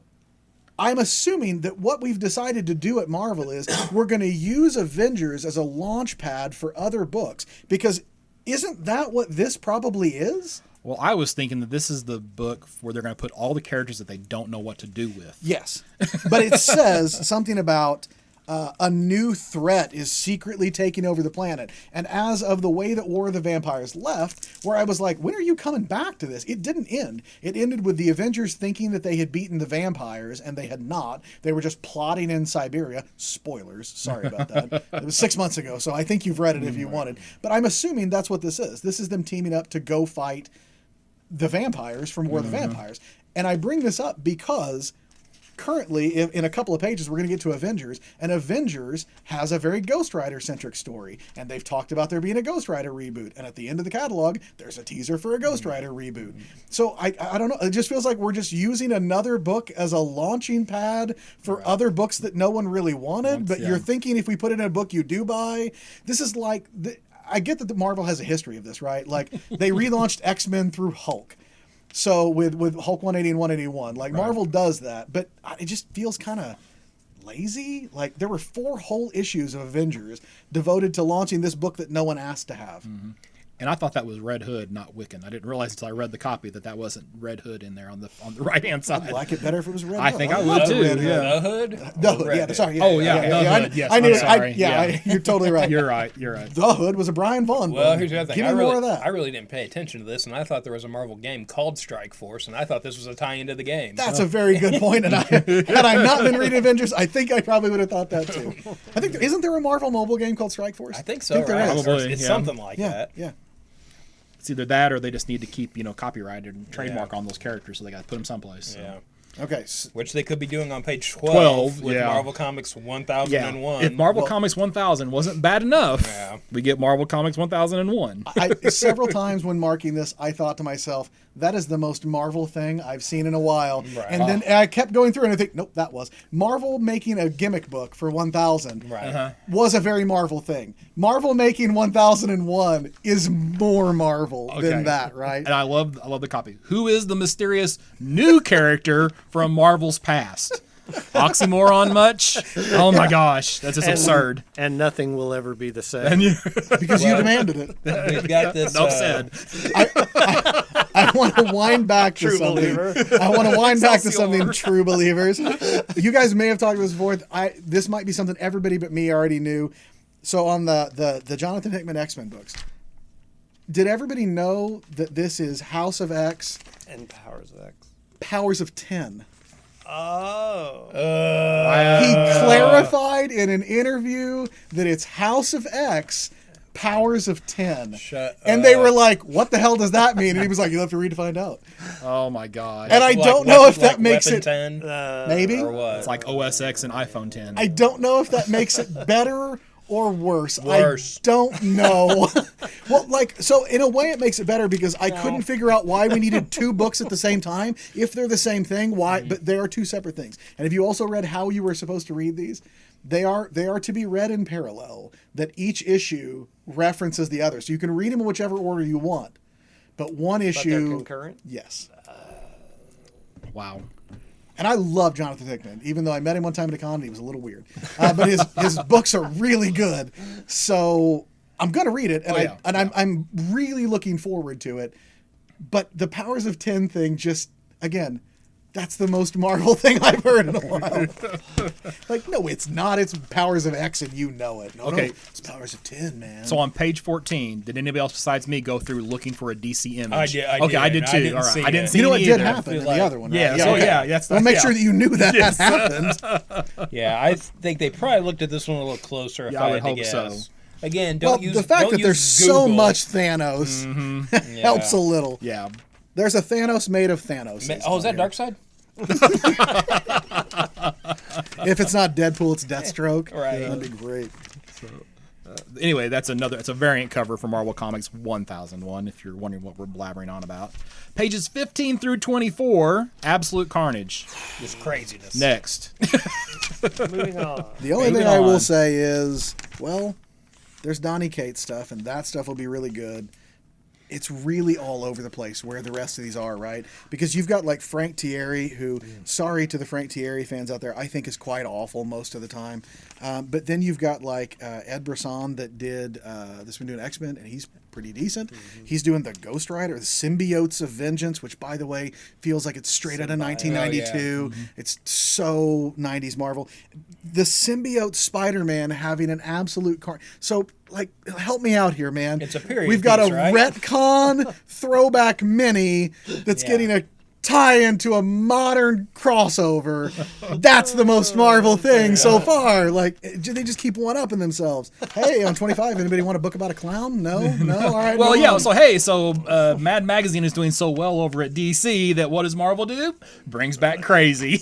Oh, nice. One issue though, so just a one shot. But yeah, so Keep For that now. copyright. we're now. That's true, yeah. Mike. That's a really good That's, point. yeah, well, that's the way. That's the way. Like 50% of the books are now. I think Oh, is it's yeah. just to Just gotta keep maintain some type of probably. trademark / Trademark, copyright. copyright, whatever. on, Hey, they're making money on these movies, man. They're not gonna let anything go slip away at this yeah, point. No, you just in know. case. Yeah, Crazy the movie. Yeah. Phase 5. Phase 5. 26. Actually, I'm kind of looking forward to this one. Web of Black Widow. We mentioned Jodie Hauser earlier, so she's working at Marvel. You know what? God bless them. They put 1 of 5 right there. There you go. They're not Yeah. pretending this is an ongoing. It's a mini. Here we Ongoing go. for 5 issues. That's right. Well, there's another one, or it just wrapped up, right? Yeah. That Clayton Crane was doing the art for on The that other That Black Widow book. Yeah. Yeah. Wasn't too terrible long ago. Yeah, I read Black Widow fairly regularly. The Mark Waid, Chris Samnee stuff was Oh, really good. good. So I, Yeah, but I mean, like, it could have been. Yeah. What did you say? movie. That better be the basis. For Oh, this yeah. solo movie. It's they're talking about. gonna be. It's gonna be. You think so? It'll Yeah, be. it is. It's gonna have to be just to yeah. Which And- I don't know if yeah, you've by the seen way- that, by the way. Good luck. God bless you for trying to figure out what the first appearance is. Yeah. Since the internet cannot agree on what the first appearance of this Black Widow 2 is. Yeah. I've Oh, seen really? I've seen at least 3 different. No, this is the first appearance. And then there is a Marvel Knights preview book that was yeah? technically printed before all the other ones. And Came with the Wizard. Maybe. I don't do the preview stories. I don't count those as first appearances. So I think Well, it's the then- Inhumans 5. then Hellboy is a real conundrum. There you go. Yeah, it is. So now I thought, okay, maybe this is a Far From Home spoiler. So there's a scene in Far Have you From not Home seen it? Oh, where Dan. where What's wrong Peter with where you? Peter Parker meets this blonde-headed woman, and I thought that was going to be her. I kind of did too. But they never gave a name or anything, so I don't think that would have ruined the movie for you. So you're good. It's safe. You can talk about And then you can such talk and about such you can died. talk about zombie Uncle Ben now. On page 28, we've got King Thor #1 with Jason Aaron and Izod Ribic. I like this team up because that was like the very first Jason Aaron Thor stuff I read was these Yeah. two together. I have been a little disillusioned with some of Jason Aaron's writing here lately. The first Avengers arc and It's not great. And then the It's not bad, but Yeah. it's not great. It's silly. Yeah. It's silly. And then the last Thor run of Jason Aaron was even sillier than the Avengers stuff was. And his Thor's been hit and miss. it for was me. good for a long time. Yeah. I mean the current yeah, run. yeah. And then now it's just like, I don't know. I love the King Thor sequences when he started. I'm Yes. definitely picking this. Oh up. yeah, I'm gonna get So- back on for this because of the team. I just feel like every time we turn around, he's saying that this is the end of the story that he started in blah blah blah, and then there's another. Because I thought that was thing. what War of the Realms was supposed Yes. to be. Yeah. until they're like, oh, well, here's another thing. Okay. Well, I view this as a continuation, actually, of the Jane Foster stuff, because in the Jane Foster at Valhalla's Gates, it talked about the future, what was going to happen. I think this is kind of tying into some of that future. So, but I don't know. Who knows? My next thing's on 46. Well, on 32 and 33 here, we've got some variant covers that are listed as immortal variant covers, which I guess What's that referencing, I wonder? Yeah, but it's just like, so it's the artistic representation of the Hulk's transformation, I guess. How does that tie into these other characters, though? I don't really get. I like the idea of Peter Parker apparently melting into Spider-Man's into face. his costume. That's not weird at all. You know. And Moon Knight just having a thought balloon. That was Moon Knight's is actually kind of awesome though, because it looks, trippy and weird. Yeah, but that's a nice cover. I don't need that to tie in. Well, it doesn't look like the other three. Exactly. No, it doesn't. One of these things is not like the other. Right. One of these things does not belong. And like maybe only Thing and Venom actually make sense. Yeah.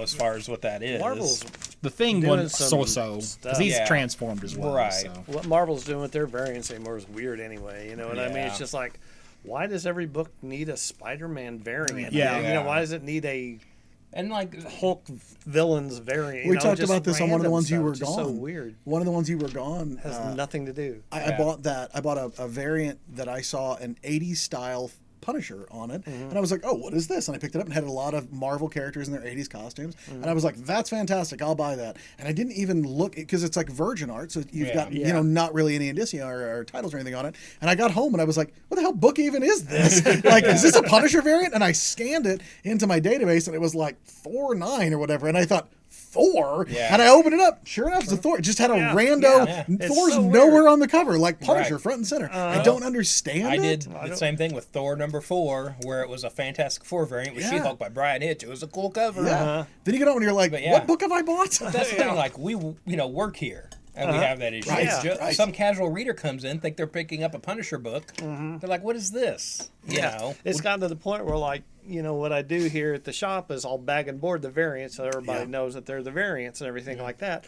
But it's gotten to the point where you got to put a sticker on it and make a note of the title of what the book is, because there's nothing. I on the swear front we're not that has kidding. Nothing to do with I the swear we're book. not kidding. Not Punisher. Actually, Thor. This I mean, is- you realistically could imagine a person coming in, because this happens, guys. People come in and say, my kid loves blah, blah, blah. My kid just saw this movie. Have you got some comics with... And you let them roam around and you try to steer them in the right direction. But a person could come in and say, oh man, my kids love the Fantastic Four. Right. And then they get home and they're like, they're nowhere in this comic. Those guys ripped me off. Yeah. It's really Well, it's like Very DC did those Harley Quinn black bag books that were just variant covers to other titles like Green Arrow and Justice League. And it's like people are buying those thinking it's a Harley Quinn story, and it's just a Harley Quinn cover. Yeah. It's a very weird way to sell books. Yeah. Sure, yeah. they've been doing it for a while though. Yeah. So. 46. Yep. I got 39, but it's just a rehash of what I was already going to say, which is here we are. I know it's Cosmic Ghost Rider, but they have been talking about how Avengers are building towards a Ghost Rider centric story, and it's just to spin another Ghost Rider book off of it. And I don't know why. I find this a little. I'm not put off by very many salesy tactics in comics, right? Like that doesn't bother me. I'm here for the salesy tactics. I'm your customer for this stuff, and I'm like, that's a little skeezy, man. Yeah. Like it's just kind of It lame. offends my comic book sensibility. It does. It offends me as a reader and a consumer. I'm the only one reading Savage Avengers, right? Yes. It's so dumb and it's so fun. I like it so much. I shouldn't. I read it and I think this is the dumbest thing. And I'm like, it's a really good time. I'm going to read another one of those. When it comes out again, I will buy it. And 43 is your monthly reminder to read Immortal Hulk. Yeah. And same thing on 45. Still read Immortal Hulk. And then Scott, you're on 47. No, you go ahead. Okay, so on 46 and 47, we have this month's True Believers entries. We got a lot of different Hulk ones here. 10 Hulk ones. Yeah, and just sort of reprinting some of the different variations of the Hulk. We've got Red Hulk, Smart Hulk, Dumb Hulk, Mr. Fix-It. Professor Hulk. We got the Proto Hulks from like the 50s. Characters that one's kinda were cool. just called Hulk. Yeah. Oh, yeah. $20.99 Unlimited #1, which we probably still have in our dollar bin. Yeah, you don't have to wait for 2 Yeah. months to read that one. No. Is Gerard Jones the Hulk 2099? Maybe. Okay, so I want to get to. That's why You know I said what I'll talk to you about it what later. today is, right? It's his birthday. Gerard Jones. So think about that before you speak. Yeah. Well, I only bring it up because there is a 2099 book that he did that Marvel then canceled the collections. Why is that? No reason. Okay. Guys, don't Google Gerard Jones. That's all I'm saying. Okay, I'm finally remembering what we're talking about. Yeah. It's not great. Yeah. But Marvel canceled it because it is no longer Right. really cool to be making money for the guy. And I thought it was Hulk 2099, so I'm kind of like at one point I don't know if he wrote that Hulk 29 story in 2099 Right. Unlimited or if that's somebody else just using that character. I think this is a replacement. So I think originally they were going to do Hulk 2099 #1, and I think they pulled it. This is the put first this appearance in. of First Hulk appearance. 29. Oh, is it? Yes, Yeah. yes. Oh, okay. Yeah, Maybe so maybe he just not wrote the that. ongoing and not this. And even though it is his birthday, he's probably not having a very good one, guys. well, if there's any justice, he's not. Page 52. Page 48. I did not realize that Dan Slott was writing Iron Man. Yeah. All right, and a couple of things. pretty fun. We got Ultron, which, and we're gonna have an appearance from Machine Man. All right, and then Dude, Machine Man's been like a huge part of his run. I see. I did not realize that. Yeah, so yeah. that's I'm just behind on Iron Man, and I will soon, because this is 2019. We're soon going to get Iron Man 2020. So it's going to be back. He's going to be back. Mark my words. No, he is. They've mentioned that. Yeah. He used the costume in Slott's run. Oh, really? Okay, cool. So I haven't read it yet, so I need to. Yep. I started stockpiling first I appearances. don't know if Machine that makes Man you an number amazing 2. predictor or the worst, but it's pretty good that you knew that and you aren't reading it. But you're totally right. Okay, all right, cool. These things So- are all things that happen. Good job, Scott. I've got like a half dozen copies of Machine Man Limited Series issue number 2 right now. So yeah, I don't know if they're worth anything yet, but I think something's gonna happen. Keep them until they That's are. right. I am. So it may take forever, but On 50, I'm going to say it again. I think Superior Spider-Man is really underrated, and I think Friendly Neighborhood Spider-Man is more underrated. They're both really fun. Superior Spider-Man reminds me of a B-list Marvel book from when I was first reading comics. It's like West Coast Avengers kind of stuff, where it doesn't have to be tied to anything else, so they're oddly free to kind of just do whatever the heck they want because nobody cares what's going on in that book, which is great. And then Friendly Neighborhood is just, I don't know, it's got a little bit more of the heart of the character than Amazing does. You read Amazing? No. It's just okay. And I like Nick Spencer a lot, and I love Ryan Otley's artwork. If Ryan Otley wasn't drawing that book, I don't know that I'd still be buying it. Yeah. And I love Spider-Man. It's just okay. But Friendly Neighborhood is great. But it's Tom Taylor, the same guy who does Deceased.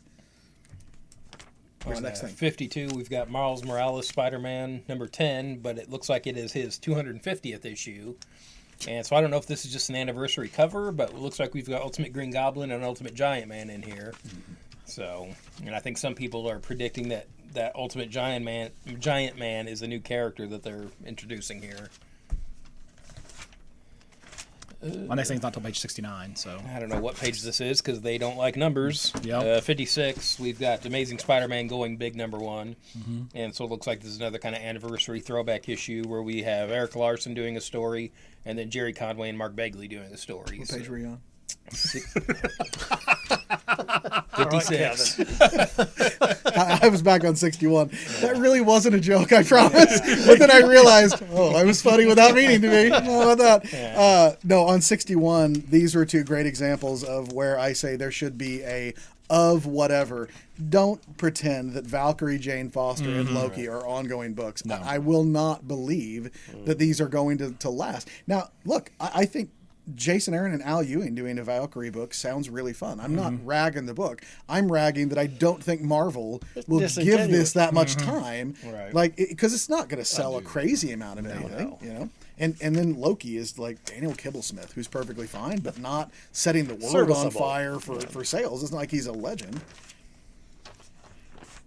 On 66, we've got some more facsimile editions from Marvel this month. We've got Daredevil 181. Pretty pivotal issue there. I could see that being one.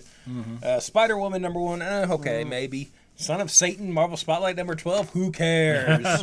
Who needs a facsimile of this?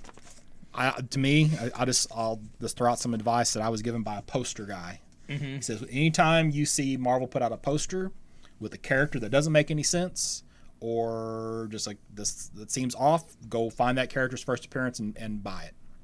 So like I got it 2 Christmases ago. One of my kids got me some pajamas, and it had like all the regular Marvel characters on it. But And Son of Satan. no, but Merry Christmas, Dad. You're son of Satan.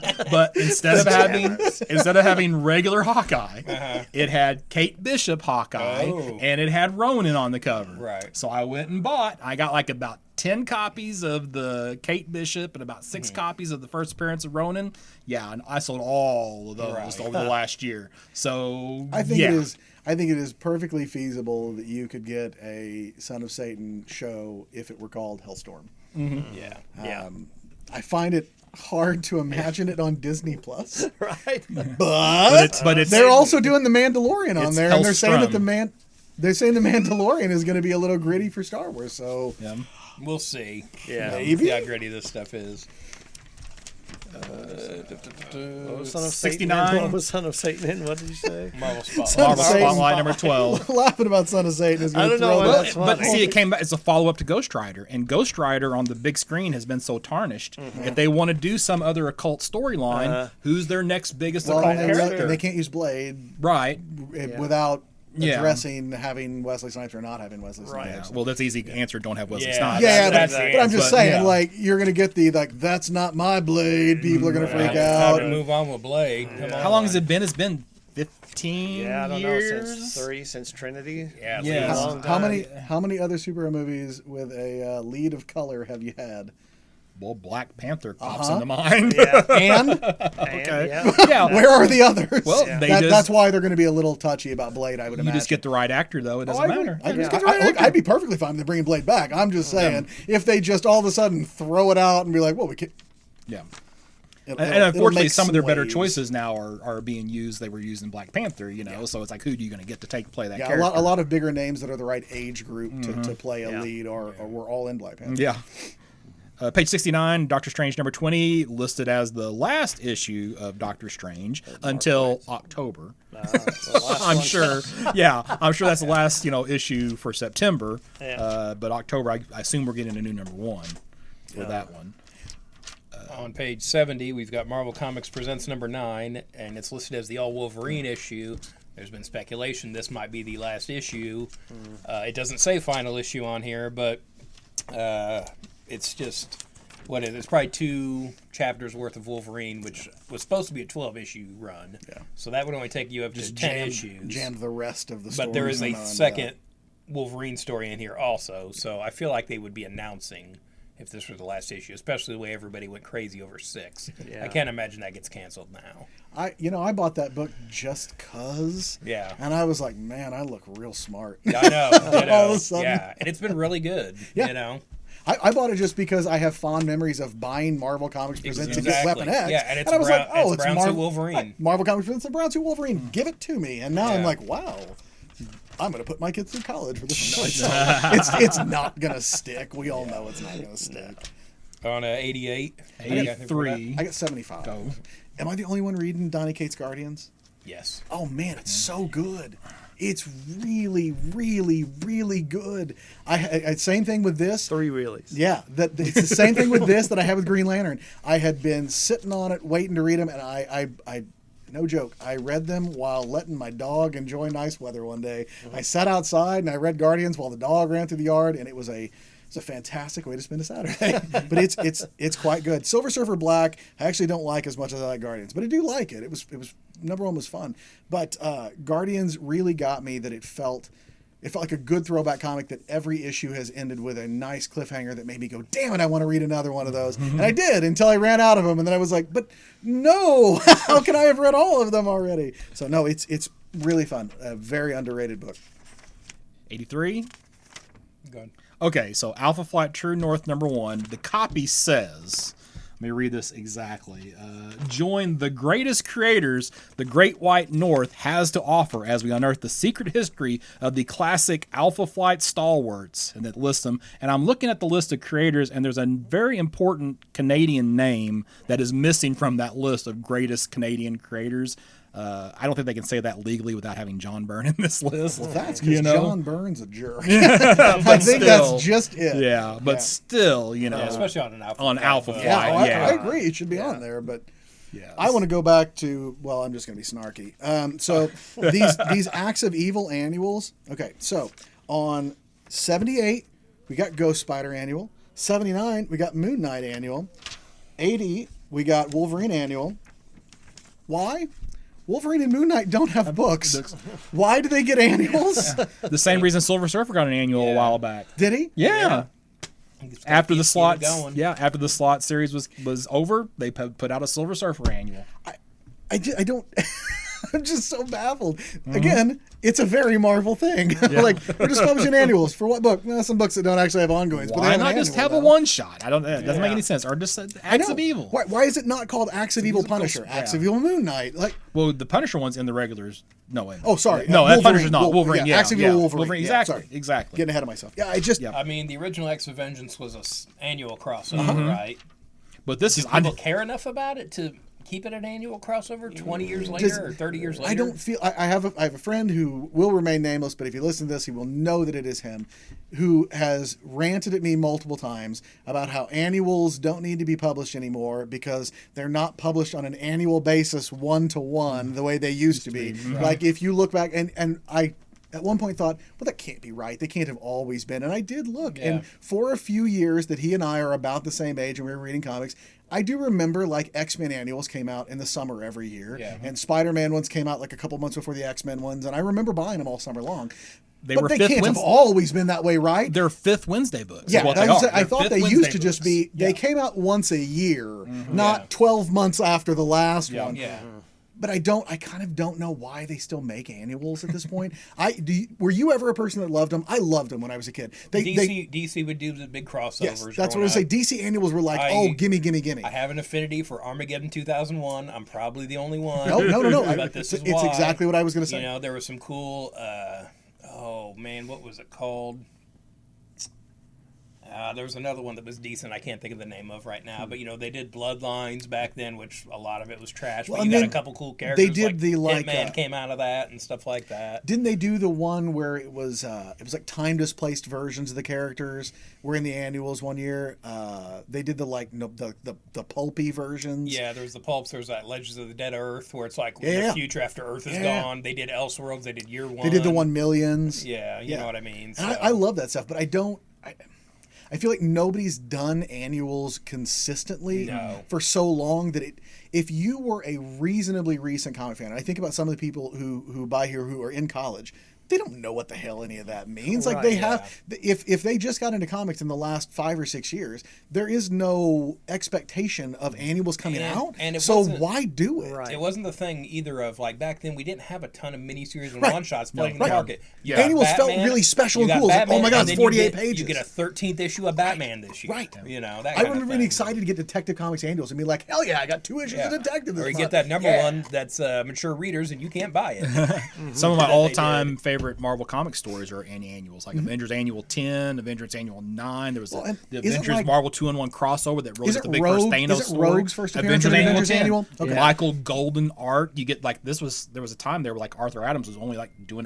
he annual did X-Men work. annuals and stuff, yeah. Some of those X-Men annuals are terrific. You got the X-Men and Asgard. And they were much bigger deals then. You either got the main team doing something that mattered, or you got a team you didn't normally get doing something really cool that you didn't get to see normally. And for years, it's been where we shove the drawer stories out and just be like, here you go. The DC Secret Files are the worst offender, right? Because they take a handful of fill-in stories, throw them in, and then they fill the rest of the book out with some like bio pages. Oh yeah, I've never heard of Batman's backstory. Better pour over this one. His parents were killed, you say. Or they set up a villain that never plays out, Right. like they did that one time.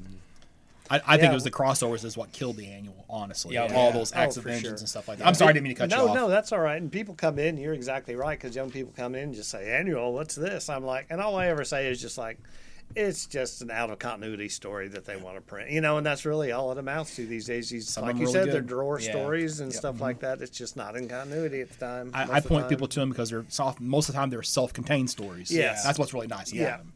Get a story, get a whole story. Yeah. If you don't know, by the way, if you are reasonably new to comics, like we were just talking about, a drawer stories, editors at Marvel and DC really do commission sometimes partially full issue stories and sometimes full issue stories to be used as fill-ins if something should happen to a regular creator on the book and they need to get the book out in time. They just yank a story. It comes from back in the day. It was like literally a finished issue in a drawer, and you just pull it out of the drawer and go print that. And that's why if you look back at some issues in classic runs from the 80s and stuff, there's a rando fill-in. If you're like looking at John Byrne's Fantastic Four and there's a weird issue where it's not Byrne, that's why he took a month off, they put something else in there, and then he picks it back up. But they still do it. It's just that every so often those stories sort of like lose their shelf life, because if they're in any way referential to something that might be changing, you need to get those stories out, otherwise they never get used. All the time yes, now. Just right. costumes. And that's what I was change. saying. Was so imagine if they used to go bad. Imagine how often they go bad now, right?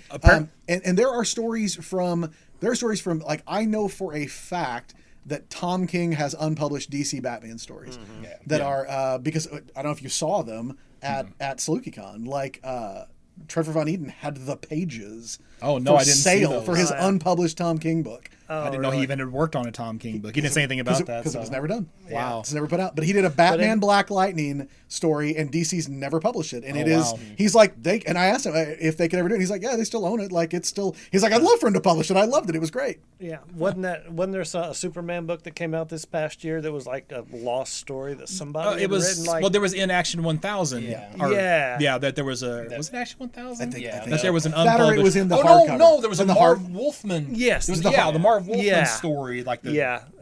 that story. Yeah. But it's a drawer story that for one reason or another just never got didn't published. get put out. You're both right. Yeah. There is the Marv Wolfman story. There is a story in Action 1000. Well, there's a Isn't Stephen there- Schuster story. Yeah. Is it in the hardcover? Hardcover? Yeah. I know. There's So I a remember there was one in one and There's one a in the one other. shot of the Marv Wolfman. Yeah. Oh, okay. Something Yeah, like you're that. right. Something like that.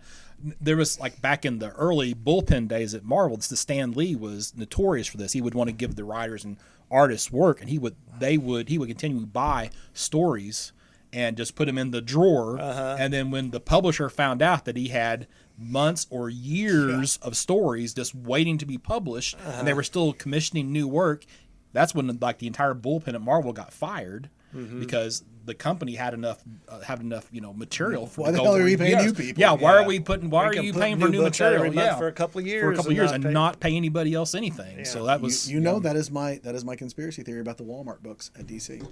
I think they are testing the waters to see how many reprints they can put out a month and have people still buy them. Because there are from all over the continuity eras. Yeah. They're a mashup, and there's 10 pages of new material. Yeah. 84, page 84. All right, so 84, New Mutants, War Children, Chris Claremont, Bill Sienkiewicz. We got a Warlock story. This is a one-shot, so why is it not an annual? Yeah. But yeah, New Mutants. This was a pretty popular team-up. Got a Bob McLeod variant cover, so he helped McLeod co-created, the New Mutants with Claremont. So this is something that could be good. I feel like this is going to be one of those books that people who have never read either of these people when they were in their prime, like have heard of them, are going to pick it up and be like, what is the big deal? Yeah. Not that there's going to be anything wrong with it, but you know what I mean? It's one of those things you hear about so much, you know what I mean? And then by the time you get to it, you're like, oh, okay. the first Chris Claremont book I've read. Dan, you will appreciate this because you probably have read them. The first Chris Claremont book I read was Sovereign 7 #1. And I was like, what in the hell is the big deal with Chris Claremont? and I read his X-Men later and I was like, oh, it's really good. This is just bad. I think that's good. I think he owns them. Yeah, he does. Because they've never brought those characters back. They're not in like the encyclopedias. Yeah, it was like a creator-owned thing, which was weird. I think we have some in the dollar box if you want to go back to it. And they're overpriced at that dollar too. And look on the next page, Sinners Beware. Why, it's almost like there's a Ghost Rider reboot. I don't know. That could be a new Wrecking Crew thing. The Wrecking Crew punishes sinners? Yeah. They found Jesus. It's a religious fundamentalist Wrecking Crew. They're wrecking Son of Satan. That's who they're after. There you go. Dude, how great on 88 is this not Joe Kubert cover? Yeah. But it's not. It's not Joe Kubert, it's but it Ron Garney. sure as hell looks like it. And it's really well done. I love it. Yeah, and so we've got a new Conan the Barbarian this month. So Which apparently we haven't had one for how many months? Well, I think it was just last month? Last month's solicits. So I think they just took a month off, and then Izod Ribic came out with that one-shot deal. Because Savage Sword of Conan is now caught up with them number-wise. On page I don't know. It's the end of the Star Wars section. It's Star Wars Jedi Fallen Order, Dark Temple 1 and 2. It's tying into the new video game they got coming out. There's that preview video online of gameplay.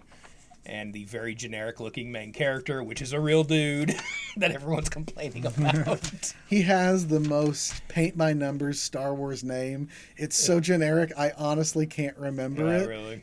I'm going to look it up. I can't remember. I'm looking it I up. probably heard it. Because it's so... But if you watch Gotham, he's the Joker.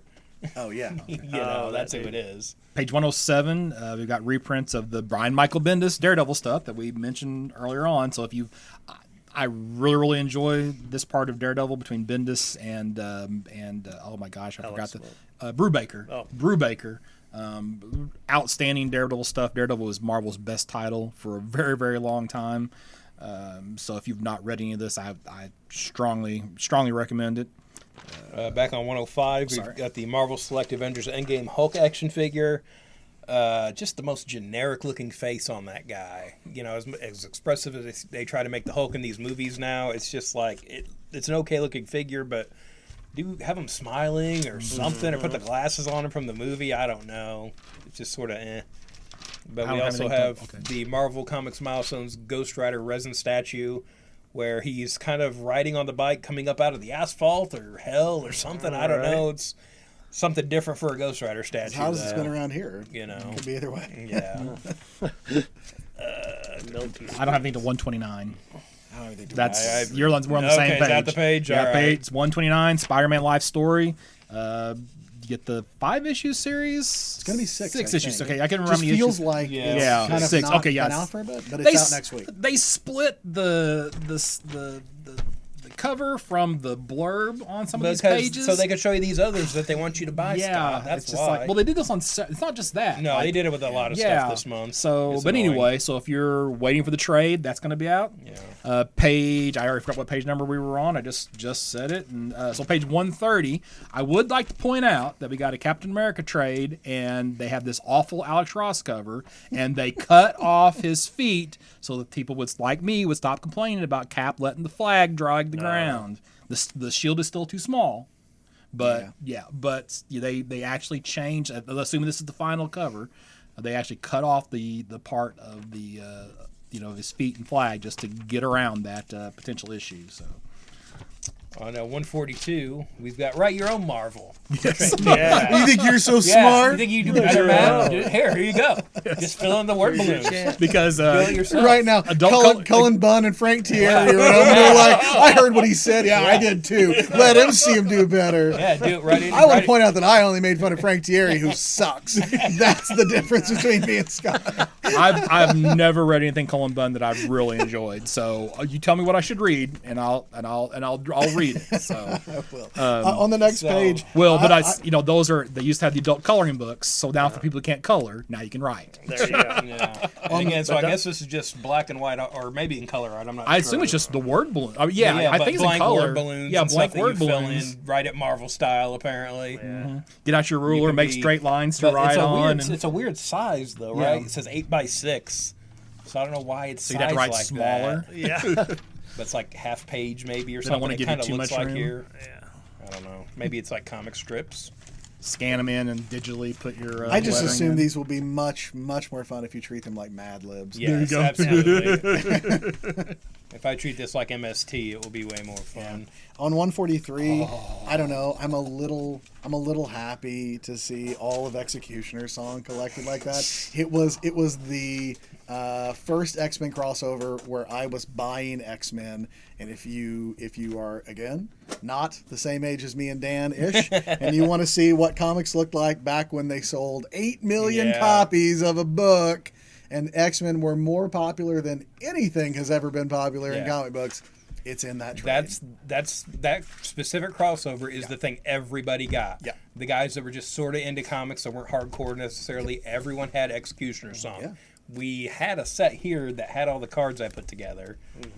We've got a few sets of it. We might have sold them during the sale the other day. I'm not sure. But, if you want them, we can get them for you.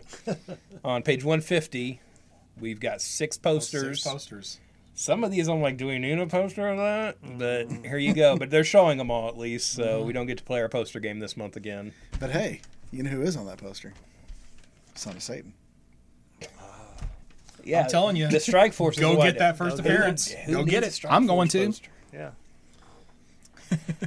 Big book. Big book. Big book. Let me read my copy here for page 28. Get your own copy of previews to play along at home. Okay. We've got. I'm plenty. reading. I'm reading that straight from my notes. We have so many copies here. I don't know why. I don't either. Come get them. Please. Page 32. You doing Halloween Fest this year? Oh. Yes. Yeah. Okay. Yeah. Okay. We are. All right, good. Then let's talk about some of these books. Okay. Yeah. Let's do it.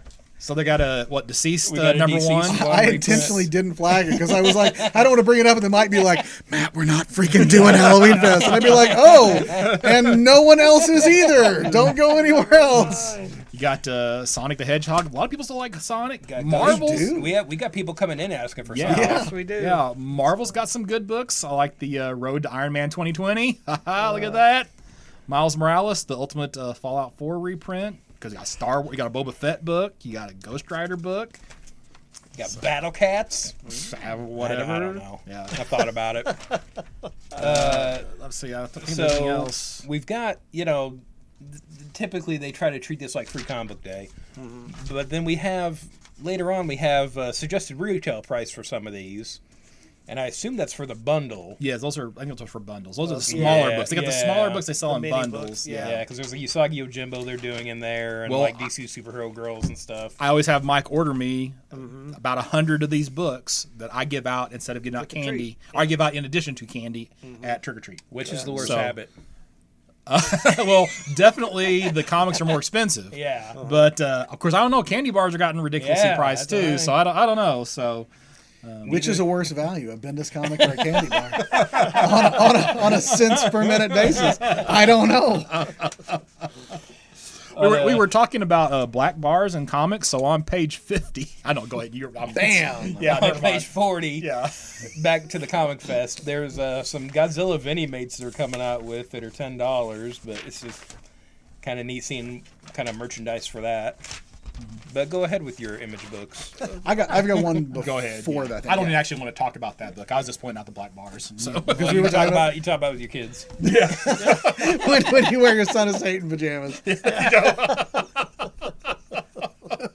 And we're back around. there we go.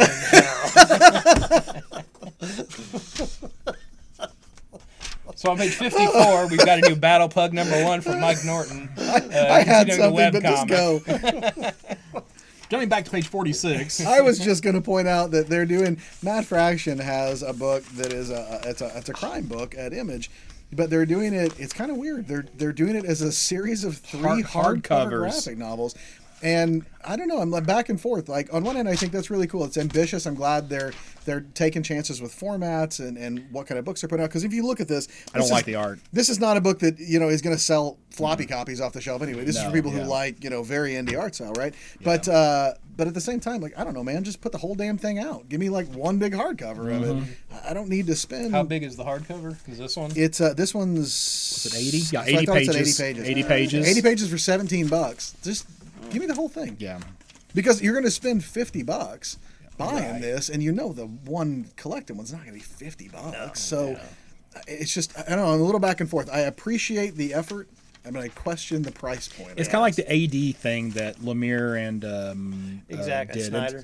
And those were that's just not what I want when I think about buying a comic book. It's just not what I an want. oversized $7 book, and Yeah. you just give me the graphic novel. Yeah. Exactly. So I don't have anything till 60.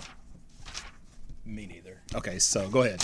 So Spawn 301, Todd McFarlane, I guess that's the record Officially now. for longest creator-owned book Surpassing Dave Simmons Cerebus. in the U.S. I'll say, Okay. 'cause that's all we ever talk about. That's all the industry ever considers. Is there something else that would have ran longer? I mean, for as far as creator-owned, probably not. Okay. But 2000 AD has 2000 issues. Okay, You know what yeah, I mean? oh, There's yes, there's yes. weird things like that overseas. Right. But yeah, so they It's set also the got record. a lot to do with like how they define a comic book too, right? Yeah, Like, exactly. it's going to be 8.5 by 11 or whatever. Yeah. And 2000 AD is a magazine. And Yeah. Yeah, I know what you mean. But again, another takeoff of one of his old Amazing Spider-Man covers. Amazing 301. Yeah, that's it. He's breaking. There's a limited number of these things. I know, too, right? But he's done. I guess he's decided, some of them before. screw it, Yeah. I'm doing them all. Yeah, Wait a minute, again. that's 300 again, isn't it? I don't remember what Amazing Spider-Man 301 don't looks either. like. That's what got me. I think I know this what is 300 though, isn't it? that's no, what. this. This pose. Okay, Right. 300 had the black suit. 301, he goes back to the red and blue suit. So there you go. All right, so that's what it is. Yeah, I had to think See, about it that's for a minute. what I'm saying. Like, I know what 298, 299, and 300 all look like. I remember those, but then Yeah. I don't remember what 301 looked like. 301, So, yep, there you go. That's probably right. Yep. On page 63, we've got the. Well, 61. Okay. I'm gonna go ahead and mention this: Trees, Three Fates, #1, 5-issue series. I generally like Warren Ellis stuff. So now this is one of those where the copy just is again wrong. So tell me if I'm just not understanding this.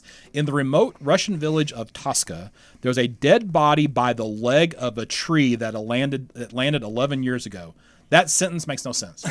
It fell from a plane, landed by a tree. No, but it's a dead body by the leg of the tree. Yeah, it's the leg of the tree.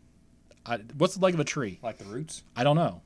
Anyway, it doesn't make any sense to me. Does that? I feel like maybe there's some punctuation missing. Yes. This is like that "Let's eat, Grandpa, let's eat, Grandpa." The importance thing of the where, the Oxford right, comma. The comma saves a life. Yes. Get rid of the Oxford commas. No. You ever seen those, Mike?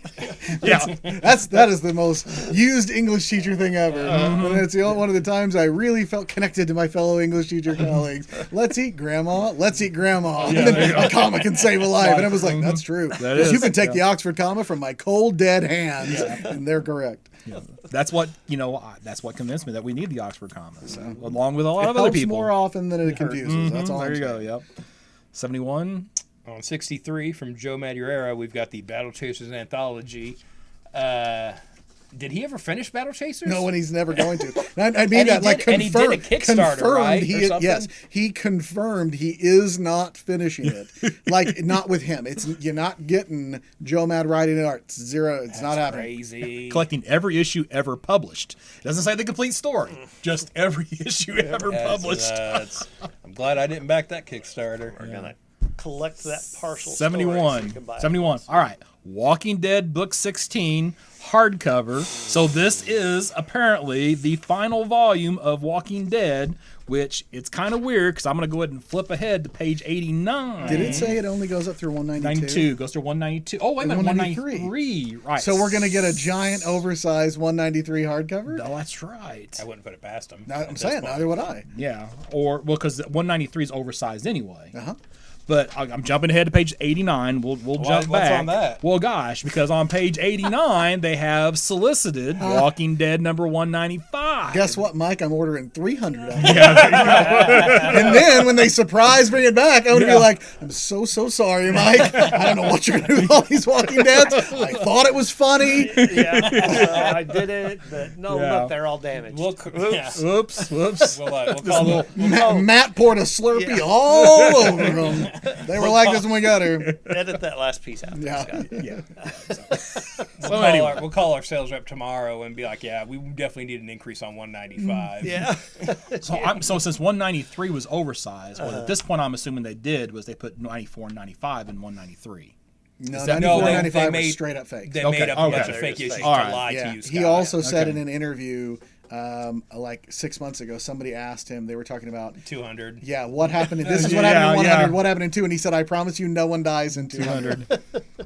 The thing that gets me is that if they would have advertised that as a last issue, they would have sold 2, 3, yeah. 4 Oh, for times sure. as many. It would have been the number one book. absolutely. Yeah. Oh yeah. Yeah. Absolutely. Yeah. So But We you know, can get I into this really, later. yeah. Okay. All right. Yeah. That's true. I'm not an enormous Walking Dead fan, but I appreciate how important it is to the industry in terms of bringing new people in. It is one of the Right. only books that will bring people in to a shop who have no interest in comics, and it is one of the best gateway drugs to get people into reading other stuff. So that's great. And I also respect the hell out of the big brass balls that it takes to surprise cancel them. Yeah. They must clack when he walks. It is so like out of left field. Like, dude, you tell me you're not going to talk about this. 10 years from now, we're going to be like, I've already been talking about it. We're going to be making jokes about surprise canceling books until we're no longer reading comics or dead. I assume, which is pretty much the same thing for us. All right. I'm Where are we 75. Okay, I'm at 74. Okay. This is just my monthly reminder that Criminal is probably the best book on the shelf, and you should read it. Every single arc of Criminal can be read completely standalone from all the other ones. It is by design to be new reader friendly. It's gorgeous. It's dense. The in terms of like how emotionally resonant the stories are. Yeah. It is a great book. If this were a movie, you'd watch the hell out of it, and you'd never stop telling people how good it was. The other thing, and I just, once again, to bring up my wife and comics, I bought the Bad Weekend hardcover, which Mike, I think, is in a restock, and my goodness, you should read. But Bad Weekend is 2 issues of this run that they put in a special hardcover.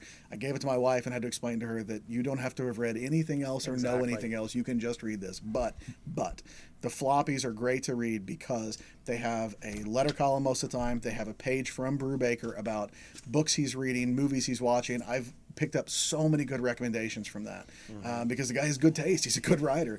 And every single one has illustrated essays about film noir and Pulp Fiction history, and they're freaking phenomenal. It's really good. I recommend this book a lot to people that don't necessarily want the superhero thing, or into sci-fi horror. I mean, it's just so solid.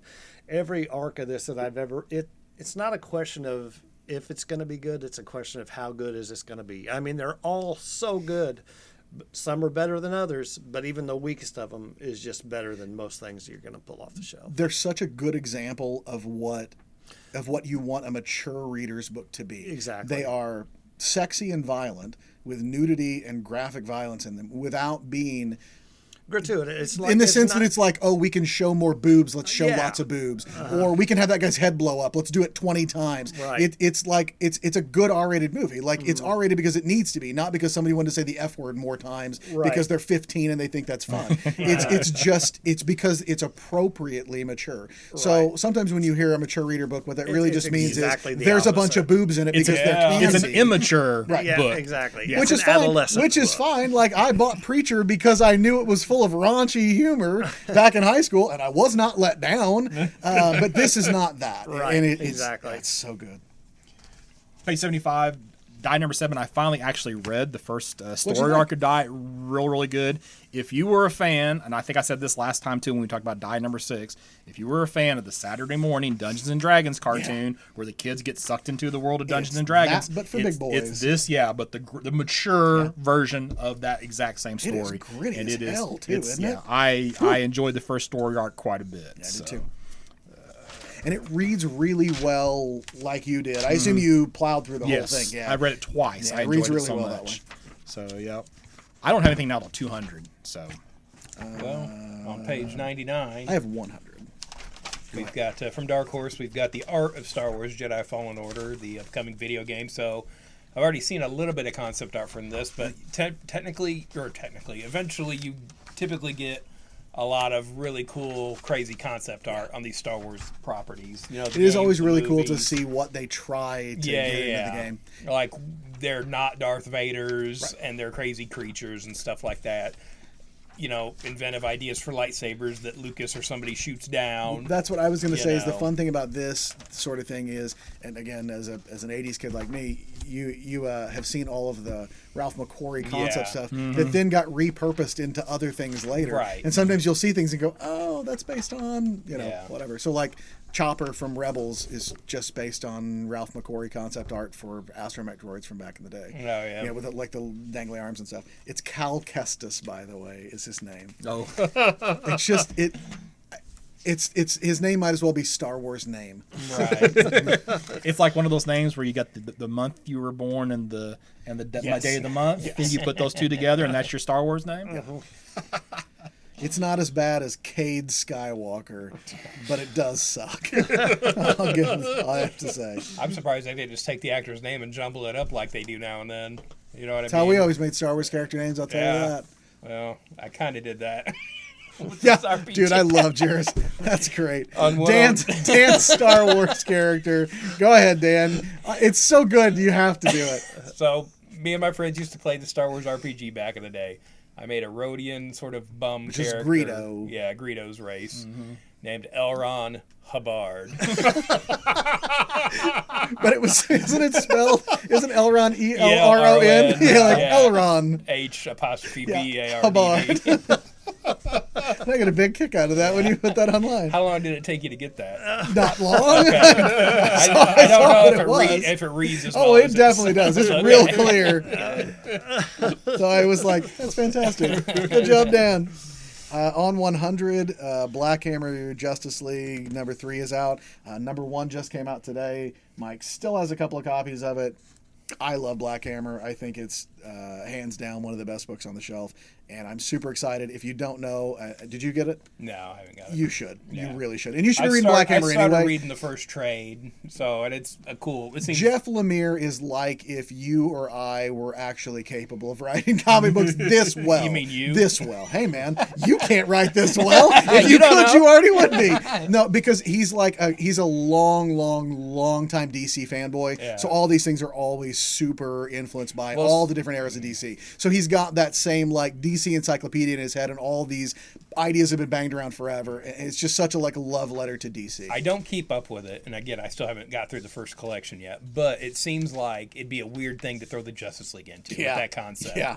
And it's like, Oh, it's how do you gonna not be. break your concept by putting the Justice League in there? Do you know how this happened? No. I just read this interview. The interviewer said, Spoilers. "How For did a this?" book that No, just no, no. came I mean, out. how did this Okay. book become? Oh, okay. They said, "How did you get this project approved?" Uh-huh. He said, "I don't know." And they asked him to follow up. They laughed and were like, "What do you mean?" And he said, "No, I seriously don't know. Someone at Dark Horse called someone at DC and like without asking, and then told him, 'Hey, if you want to do a Black Hammer crossover at DC, DC's cool with it.'" And he was like, yeah, great, let's." But it wasn't like he went to DC and was really? like, "Please, oh please, let me do." But Right. they just Dark Horse was like, "Hey, would you like to do a crossover?" And DC said, "Sure."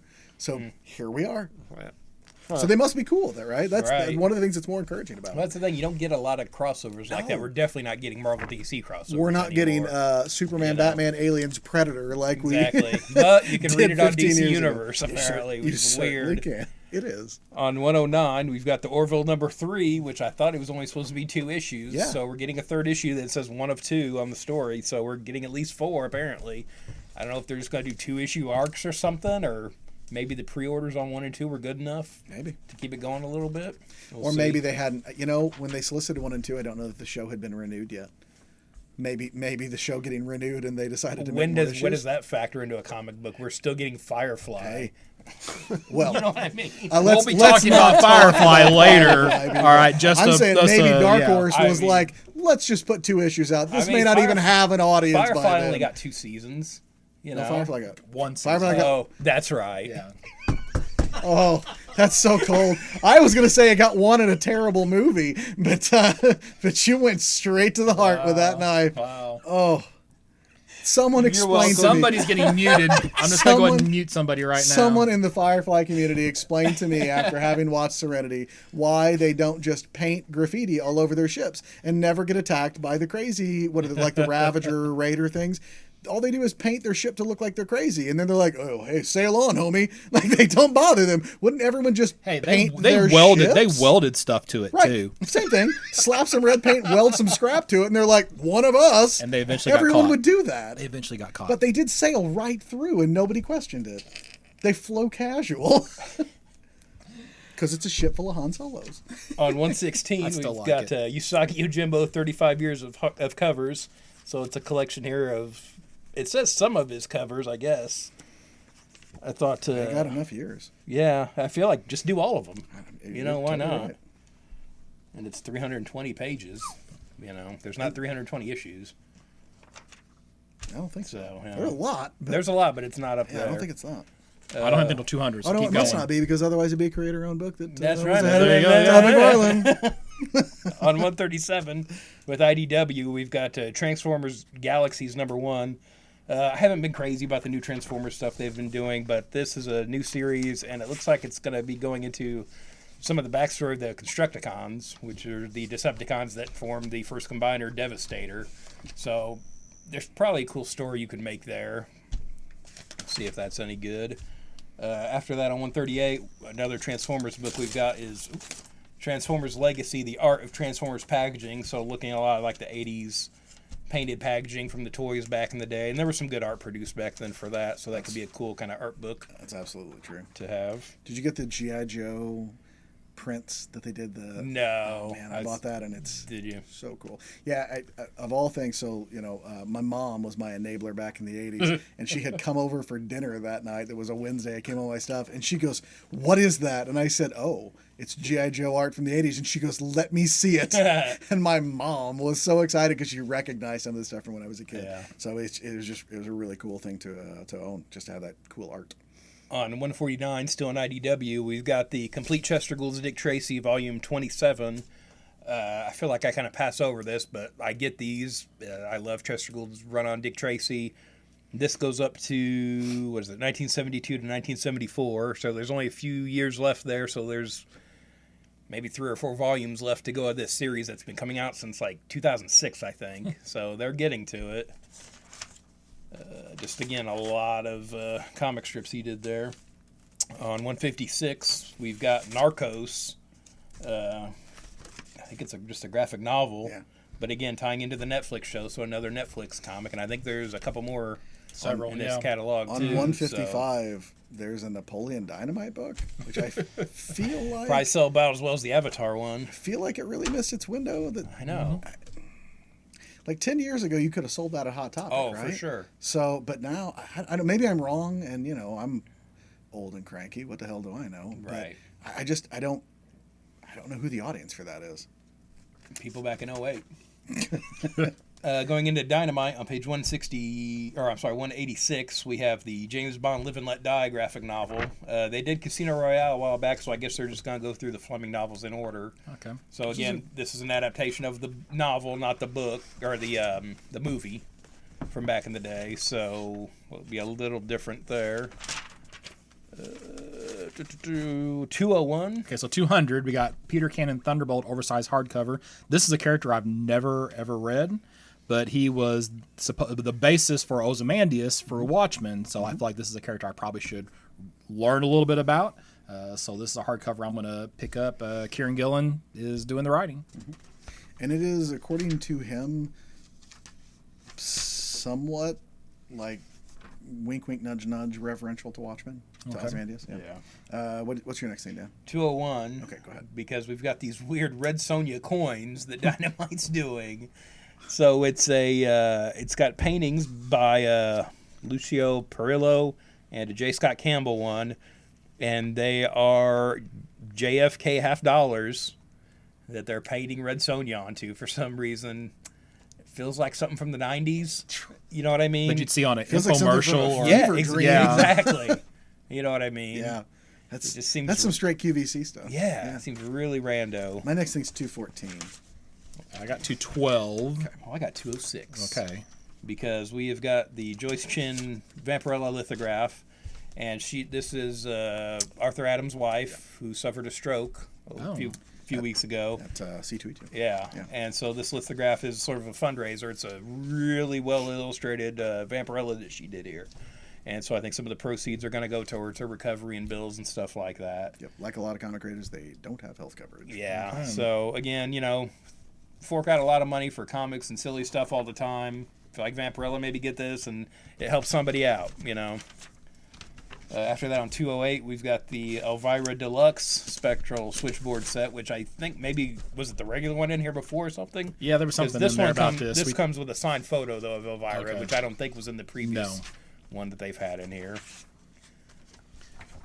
212, you got Jim Henson's The Dark Crystal, Age of Resistance #1 of 12-issue series, a prequel to the hit Netflix series, which of course isn't out yet, but it's already a hit. You know it's a hit. You know it's going to be a hit because it's on Netflix. But I don't know, it's Dark Crystal. On 214, I'd like to complain about vague titles something is killing the children. What is this book about? It's probably something to do with the leg of the tree. Yeah, and maybe the son of Satan. Son of Satan is the something that's killing the children. That's the body by that the fell leg by of the the leg tree. of the tree. Oh my God! Probably. What if it's just radon? the invisible Yeah. killer. Half-Life 3 confirmed. That's all I know. Page 216, Firefly, the Sting. We got the Sting of girls. cancellation. Got him. We got the girls. And it's actually one story told from the perspective of five different female characters. All of from whom are the Han five Solo. books. All of whom. No. Han Solo. No. I would know. But. Well, you got Han Solo the prostitute, you got Han Solo the mechanic, you got Han Solo the smuggler. Oh, that's regular Han Solo. Han Solo. Han Solo who kicks butt, and Han Solo who's the take charge person. Okay, yeah, they're all Han Solo. I still like it. And I'm gonna be quiet till page 324. Sit in my corner and sulk. 226 from Boom. We've got Drew and Jot dueling doodles, and so this is the new sort of all ages hardcover by Art Baltazar. Really kind of cartoony, crayon-looking sort of things. Like it even looks like they've drawn it on blue line paper, like you do on your notebook back in school. Oh, yeah, that's cool. So that looks like a probably fun kid book to get. I got nothing until 246. No, okay, go ahead. Vampire State Building is the best title I wish I'd thought of and trademarked. It's brilliant. It's exactly what it sounds like it's about. Somebody goes to the Empire State Building and it's full of vampires. Right. It's Charlie Adler, who now it makes a lot of sense how he was able to have his time freed up to do another book. It's the guy from The Walking Dead who did the art for all but 6 issues. So this is him doing another book about, the undead. So Why is there an Infinity Gauntlet variant cover? why isn't there an Infinity Gauntlet variant for more books? That's the question I'd ask you. Because they like money, Dan. That's why. And we've got 5 Years number 4 Oh, from Terry Moore. yeah. Have you been reading any of that, Scott? I have Or you not waiting? because I'm still going through Strangers in Paradise. Okay. So I'm on volume 3 of Strangers in Paradise. I'm going to finish it before I start. Then I got to read Stranger Things 25 or Stranger Things. Strangers in Paradise 25, and then Stranger Things in Paradise. Of Yeah, course, there you is the go. crossover book, Yeah. and it's weird. hey, Yeah. trademark that right now. Right now. I'm going to name cheap right now. There you go. Get that .com. Get Get the .com. StrangerThingsInParadise.com. I called it. 258 from Action Lab. We have Going to the Chapel number 1. It was the wedding from hell. And that was before the bank robbers showed up. So you're saying it's a Catholic wedding? Yeah, because it goes on. Yeah. If you've And they ain't never stopping. been to a Catholic wedding, you should go. It's still going. What do a conflicted bride, her dysfunctional family, a gang of Elvis-themed crooks, and one relentless sheriff have in common? They're all about to discover love is the ultimate hostage That situation. sounds like somebody pitching a sitcom to me in 1985. What happens when a band of Elvis-themed criminals in a wedding? Right. Find out this fall on NBC. On 274. I'm on 275, so you go. Okay, so from Albatross, we've got Goon Volume 1, Ragged Return to Lonely Street, and it's 180 pages, so, but I feel like, do we have that many issues of this new Goon book out by then? There's only 3 in my hand, that I've got so I was so gonna say it's either far, 3 or so- 4, right? Yeah, 3 is what I was thinking. so that's kind of odd. Huh. It does say with never before seen bonus sketch material. So there's about 100 pages of bonus stuff in there. Well, that's what I was gonna say. Was it Well, might be a a lot of marker comps and Yeah. rougher stuff that he's Warm done. up pages. Yeah. I'll just always remember I had to ask him to put down his burrito and take my money. True story. I had to physically get the money out and show it to him, and then he put his burrito down. Hey, it's a good burrito, bro. You don't know. Con burrito. You know. It was not. I feel certain it was not. But on the next page, on 275, he has Eric Powell's Spook House Halloween special. I bring this up because, first of all, it's good.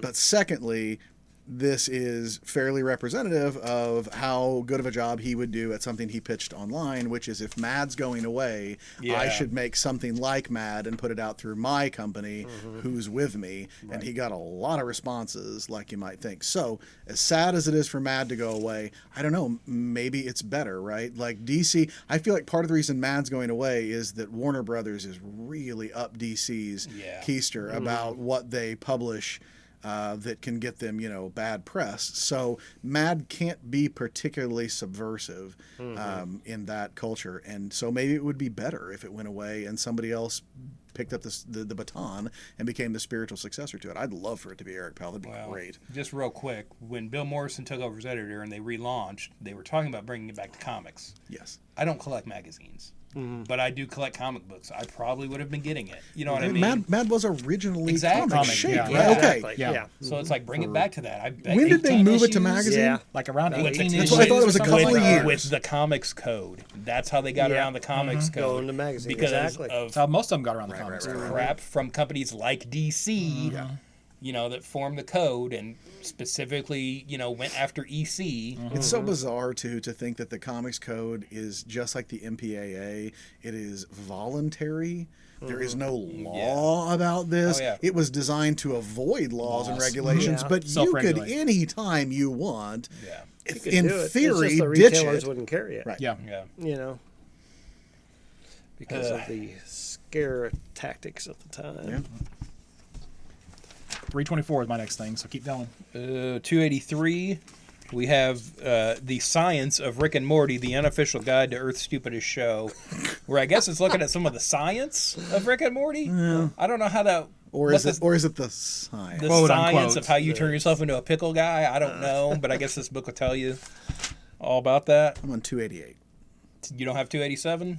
No, I almost did, but I didn't want to just ramble about Archie forever, so you ramble about Archie. Well, I didn't get, was it 41? The previous one that Mark Waid did, when now they're doing Archie 55, which is, another period piece it looks like. And Mark Waid and Brian Augustin, and then Tom Grummett. So it sounds like a 90s DC book. I know. And you've got 5 covers, and Tom Grummett didn't do any of them, which I feel like is kind of a slight because he's a good artist. Yeah. I thought, and He is especially for Archie. He's legitimately one of my favorite artists. of all Yeah, time. it's like, why doesn't he on one of these covers? had You got Pete Woods and Aaron Lepestri, Francavilla, and then Jinky Coronado. I'm not I had sure this who that super is. surreal Jinkies. moment when I was reading 41 and I saw that Brian Augustin worked in it, and I thought to myself, oh, that's interesting. Mark Waid and a younger creator. And then it dawned on me Right. that it's been quite some time since Brian Augustin, because like at the time that I first knew his name, he was reasonably young. He was like a younger comic writer. Right. And then I went, oh God, I'm old. Because my brain says he's not as old as Mark. Somehow Mark Waid slipped past me on that one. And I was like, oh yeah, he's like 60 or whatever. Right. But Brian Augustin is Right. every bit as old as Mark Yeah, Waid, I exactly. think. And I went and looked it up, and I had this, I guess, sad look on my face. My wife asked, what's going on? And I said, nothing. I just feel 100 because I realized I had explained the whole thing to her, and she goes, huh? And I was like, right? Because we're old, hon. I don't know what to tell you. On the next page, on 288, if you are a fan of, let's bring it back to Netflix. If you're a fan of The Chilling Adventures of Sabrina, which you should be because it's awesome, they are doing the Occult Edition. It is the collection of all of the issues of the comic that the show is based on. So the guy who show runs Riverdale and Sabrina and who writes a lot of the episodes, Roberto Aguiar Sacasa, is also the guy who did the Archie horror line. It's like 5 years ago now is when it started, right? Yeah. And it's they've trickled out how over that long time. has it been since Afterlife with Archie's been on the show? Well, and Chilling Adventures is not much newer. There have been a couple more, but not many, and it's all because of the TV stuff. That's why he just doesn't have time. But if you want to see how well the show mirrors its source material, it's a great way to pick it up. $30. It's got a Netflix cover on it, and I don't know. 288 pages. Walking Dead's over. Prime time to bring back Afterlife with Archie. You know what I You're mean? not wrong. I mean, it's a great idea. Yeah. I would love. I said that we watch Riverdale because of course we do, because I love Archie stuff. And I laughed and told my wife one time that I hope that when they finally decide they're officially out of ideas on the show, that they're like, keep the cast. Let's go do Archie horror stuff. Like, let's just ignore the rest of it. Let's do this. Just do it like Power Rangers or Turtles, where they just revamp it every couple years. Yeah, don't recast Archie. Same dude. Bring him over. Let's do it. And then when you're done, give me the the one where Archie grows up. Do Life with Archie, where he takes a bullet for Kevin Keller. Yep. Like, let's do it. Do them all. Do all the Elseworld style Archie stuff. Wrap them up. 313. Keep going. Go for that. We've got Making Comics: A Practical Guide by Dave Gibbons. So a pretty good how-to book here, I would think.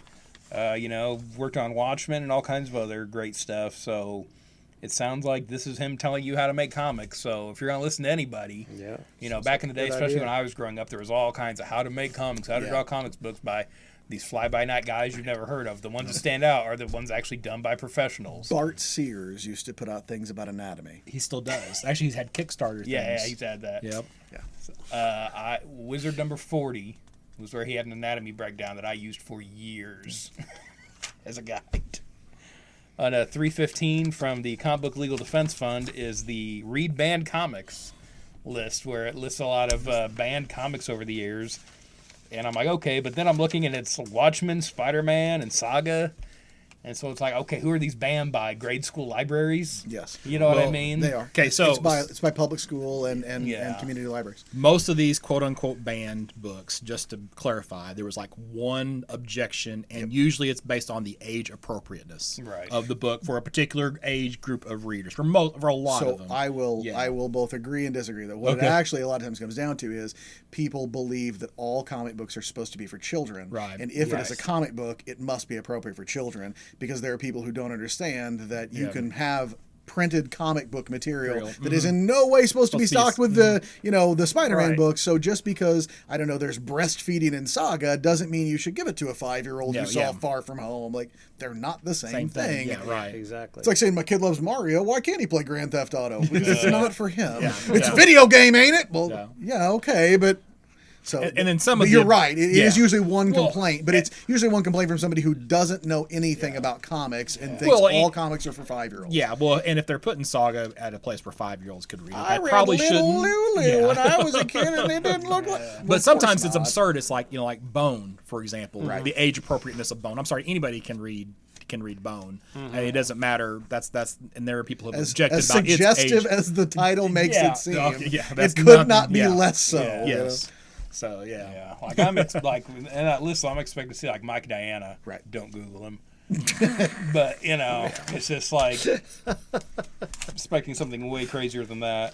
Something way crazier though is on 317. We've got Barack the Barbarian new printing. So collecting some of the Barack the Barbarian stories the Devil Dew did back in the day, where it's Barack Obama is like a Conan style barbarian fighting Red Sarah. Dude, I don't think I realized that Larry Hama wrote it. How did How I not know that? Yeah, I've got a couple of them that they did during his terms.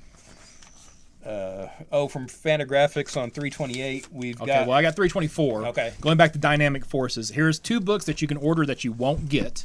All right, these are signed books. Walking Dead 192. That's what I assumed we were talking about. I was like, dazzle me, Scott. What are they? But they're one of them is remarked and signed by Ken Haster. Just it's a blank cover with art on it, and then there's a sign by Stefano Guadiano. I'm not sure who he is or what he has to do with Walking Dead. Maybe letterer or something. No, he's an artist. He's done some DC stuff. I don't know what he's done on Walking Dead. Maybe he did. I don't know. But anyway, so I can almost guarantee that if you order these 2 books, you will not get these 2 books. So hurry up, get your orders in now. Get these, well, Scott? because I believe they're all sold out. So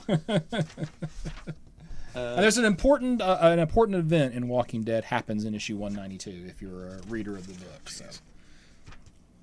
I don't want to spoil anything because it's not been on any news outlets anyplace. Right. Yeah. So 328 from Fantagraphics. We have Free by Charles Burns. So apparently this is a sort of self-published thing that he gives out to his friends that they're collecting here. And so this free book is now $20 for you because you're not in tight with Charles Burns. Alternately, you can have the studio edition for $150. You want to pay a lot more? Yeah, we'll sell it. On a 330 from Fantico Enterprises, we've got Margot Intergalactic Trash Collector #1. and it's got a Joe Staton variant cover, which I thought was kind of neat for just some indie book like that.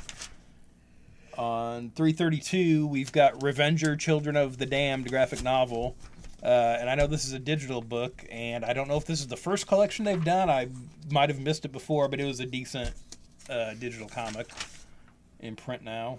334, you've got I think this is the first time they've solicited the volume 49 of the Elder Street Price Guide, which has a Serenity cover, I'll point out. And there's also... Did they have an ad in it last month? I think so. Maybe, but yeah, but I think this is the first actual solicit. This is something that they've needed for a long time, and maybe they've had this before and I've just never known about it. They have the big edition, which has got the oversized print. Because if you've ever tried to read an Overstreet Price Guide, they've had them for a little bit. Because I remember Dennis getting them for somebody. Yeah. And I wish they still did the spiral bound ones. I wish they had what I would buy is the bound, because we had spiral one here. bound. We had one here at the oversized. That would be awesome. So, on 337 from Graphic India PTE Limited, we have Cristiano Ronaldo's Striker Force 7 Special Collector's Edition. Not to be confused with Strike Force. No. With a lot of variant covers. I heard he's kicking soccer balls at Son of Satan in this. Yeah. Not one variant cover of that bust of him, which seems weird. I feel like sad. you would put that in there. That's sad. What was I looking at here? 341. We've got What Music They Make, a comprehensive guide to horror posters. It's $70, but according to this, it was $130. So if it was too pricey for you before, maybe you want it at the $70 price tag. My next thing's 406. So. 347 from Inside Editions, we've got DC Comics Detective Comics Complete Covers Volume 3. I remember seeing the first one a while back. Apparently there was a second one I missed. But it's like a little softcover book of all the Detective Comics covers. I had something like that when I was a kid that was like a ad-on sale at Walden Books or something back in the day that I really liked. And, again, pre-internet, so I don't know how valuable these are to you now, but they're out there if you want it. On 353, we've got the Trick or Treat Omnibus graphic novel from Legendary. It's, ties into the Trick or Treat movie from a few years back. And again, the director that, has done Krampus since and the new Godzilla movie. What do we have here? Oh, yeah, in Lion Forge, we've got Catalyst Prime 7 Days, number 4 and 5. Probably the best covers in the catalog. Yeah, no spoilers. Literally, no spoilers. As we're not doing a video podcast, all of these covers are black covers, nothing but black, that say no spoilers in white letters. That's it. So he's right. Very eye-catching. 393. That's where I am, too. I'm assuming we're going to talk about the same thing. Go ahead. So, from Simon & Schuster, we have Cursed hardcover, written by Tom Wheeler, probably. Yeah. But then we have illustrated drawings by Frank Miller. And it's already greenlit for Netflix. Like, it is a thing. So. And it's like, the art looks, from what we can tell here, this looks pretty good. This looks way tighter than what you've been getting from him lately. I don't know how long he's been working on this. Seems really under the radar for a Frank Miller project. I know he's talked about it for a bit. Yeah. But I didn't. This is one of those things where when I saw it, I thought, hey, wait a minute. Has this already been out? And this is the collection? Did this come out as issues and I forgot? Because I've heard about this in interviews with him for a bit now, but it's always that I'm working on this thing. Yeah. And then I remember seeing stuff about the Netflix show, and I had the same reaction then. Did that come out? Did I miss that? And so this is a prose book with some illustrations by Miller throughout. And a young adult book, which is also odd for Miller to be working on, I think. Yeah, for sure.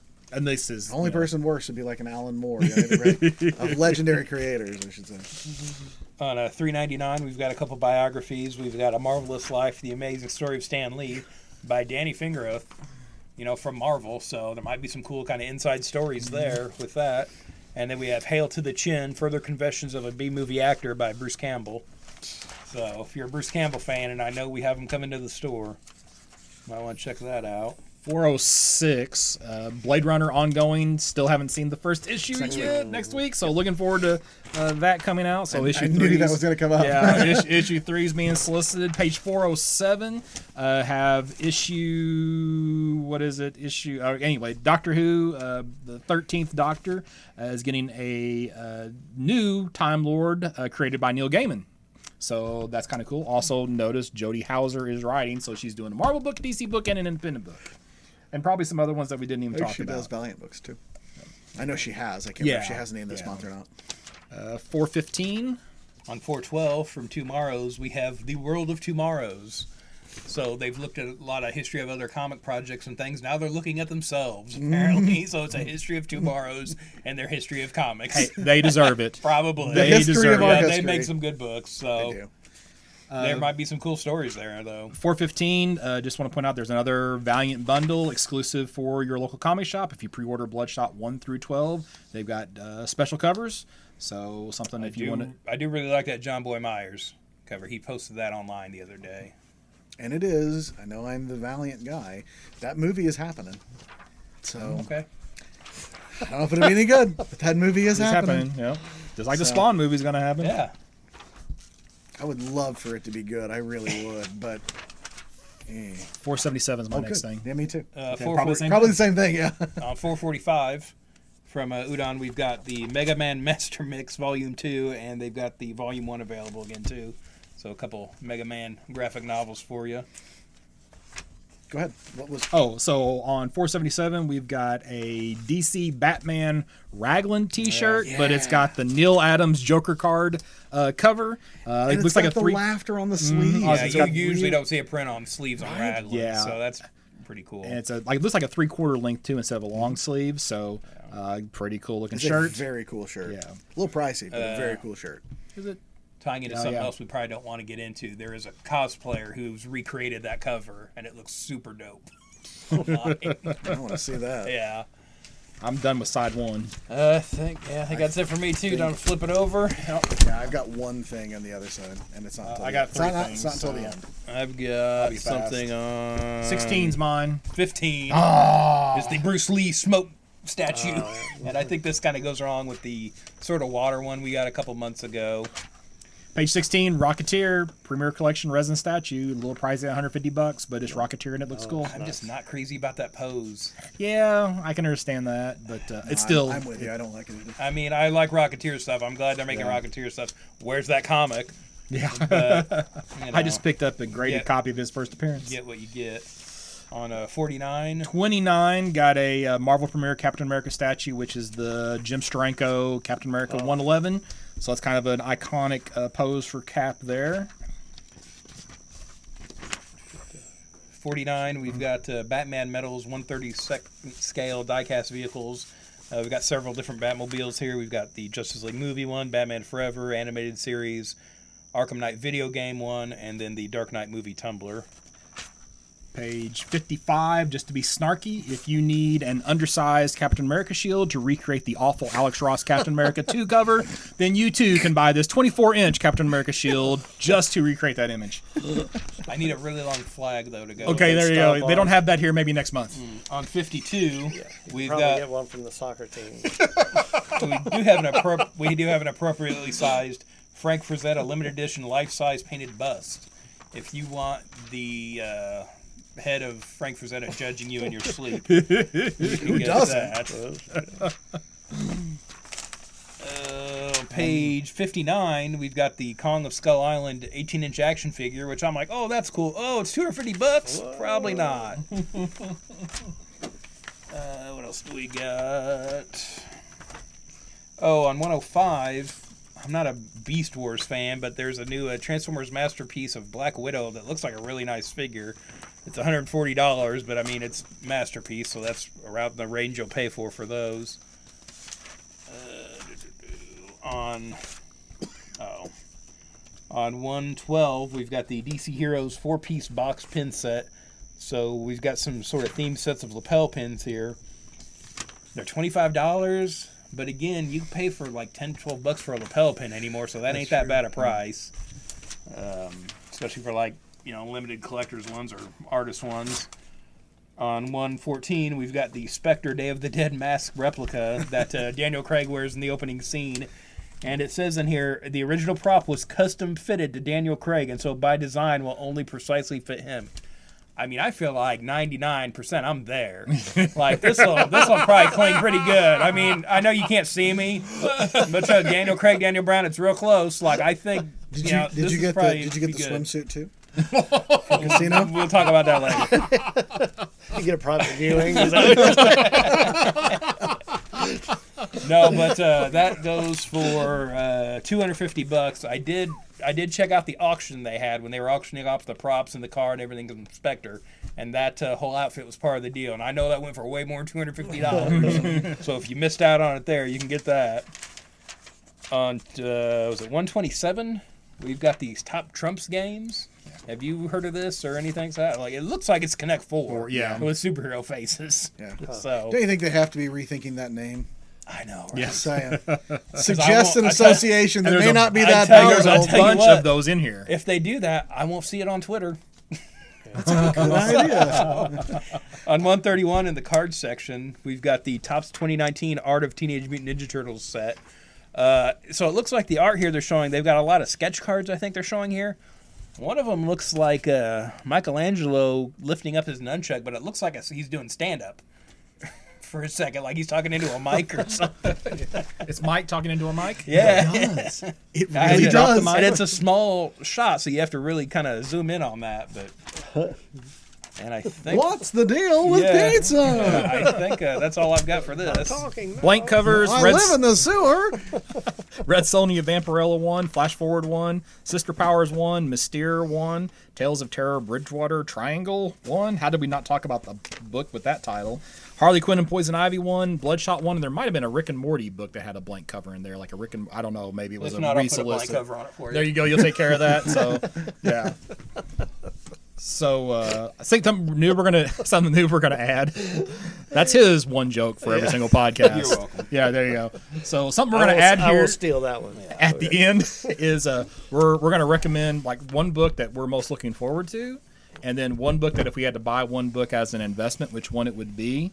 So let's do the most looking forward to book first. I'll start. So for me, it's going to be the Spider-Man Life Stories trade. I am ready to read that. Yeah, I think that's one we should talk about on here too. Probably when that comes out. Okay. For me, I think that probably Flash Forward. I want to see him kind of steer Wally back into something recognizable as Wally, instead of just playing darts with him. Yeah. So kind of get back on track with that character. Mine's going to be the Legion. I just want to see how much of it is a reboot and how much of it is just, hey guys, we're back. I'm optimistic about either way. I don't want to sound like I'm, cynical about the whole thing, but I'm happy to have them bring the Legion back. And like we said earlier, I'll be happy to bring JSA back too. So yeah, looking forward to it. Pass. Okay, yeah. Mike's taking a pass. So all right. So he does have to be kind of neutral too. Yeah, Mike's really looking forward to Lady Death. Yeah, so. Always, because he can sell an issue to Josh Hines. Every Frank Cho variant he sees is just money in his pocket. That's right. And Linsner. So my investment pick I think is going to be I gotta find out Batman Superman issue 2, where we get the Dark Multiverse Shazam. Some of those books have taken off in value, so I may grab a couple extra of those just in case. So for me, I'm going to say Harley Quinn Poison Ivy #1. In my experience, if I have a book that's gone up, it's because I have good taste and it's a good story, like just happened the other day with Marvel Comics Presents #6. Whether or not that's long term, who knows? And books that fall through the cracks. There's a history of ancillary Harley Quinn books that people don't think about. Harley Quinn, Our World's at War #1. It's a Harley book. If you're a Harley completist, you got to get that book. Nobody bought that book when it came out. I think they're tying this too hard into Heroes in Crisis. That book's over. People are wanting to move on. It's kind of mixed reviews. I think there's also a very good chance that you get some, trying to say this nicely for our family podcast, some more definite confirmation of there being a relationship between Harley and Poison Ivy. Yeah. That was really, really, really heavily implied in Heroes in Crisis. And well, it's been implied since the Amanda Conner Paul Miyagi. Yeah. But I mean, I think they keep drifting more towards I guess what I'm getting at is I think there's going to be eventually a scene of them making out or something at some point. Right. And just like that Batman White Knight issue, which is the only time that you've ever had a confirmation in print that Harley slept with the Joker, and people flipped for that. Which I mean. Honestly, they've been together in comics for forever. This shouldn't be that big of a deal. But, I mean, you're right. It is Harley's the first time you've seen... Right, it's the first time you see these things in print or whatever. And so people tend to... That gets a little bit of mainstream press, too. So it's a good pick, Dan. I'm going to pick Vampire State Building just because I think that name is so easily marketable. Don't you think, too, that's movie pitch or something in there? That's what I'm saying. It's so easily marketable that it would not be a hard movie to sell, and it's going to be underordered. It's not. It's not in any of the larger companies. There's not going to be a ton of copies of it. It's going to be one of those books that I think you're going to look back later and say, "Oh, I picked that up off the shelf." Right. So, yeah. Take us out. I'm doing good. Oh, we're Take good us for the out. whole thing? All right. Yeah. Well, I guess that wraps up this trip to the Lengthy July, trip for the previews Told you. catalog. I got here early and we're going to run late. through the July previews of 2019. Again, for print-wise product that will start shipping in September of 2019. Don't forget, if there's anything you heard that you'd like to investigate further, that we need to have those orders in here by July 25th. And so we can get that order finalized and in. Not a big deal to put in. If you get it in late, chances are we can still get it. But, it's just easier just to get it in by the date so we can place it with our initial order. It makes it a little more sure. Especially if you want it guaranteed. Yeah, for sure. Especially if it's Marvel. Right, exactly. Or a variant cover or something like that where it may be printed close to orders. Yeah, which they usually are. Usually a lot of DC and other companies' variants are now just like, they're open to order, but it's just the original orders. So you can't go back and reorder those. So if there's variant covers, once they're here, and they're gone. And then they're gone. So keep that in mind. So if you want to place an order for something, like I said, get it to us by that date. You can call the store here at 618-457-6011. You can message us on Facebook. That's probably the easiest ways to do it, to get a hold of us. So it gets to at least 2 of us on Facebook.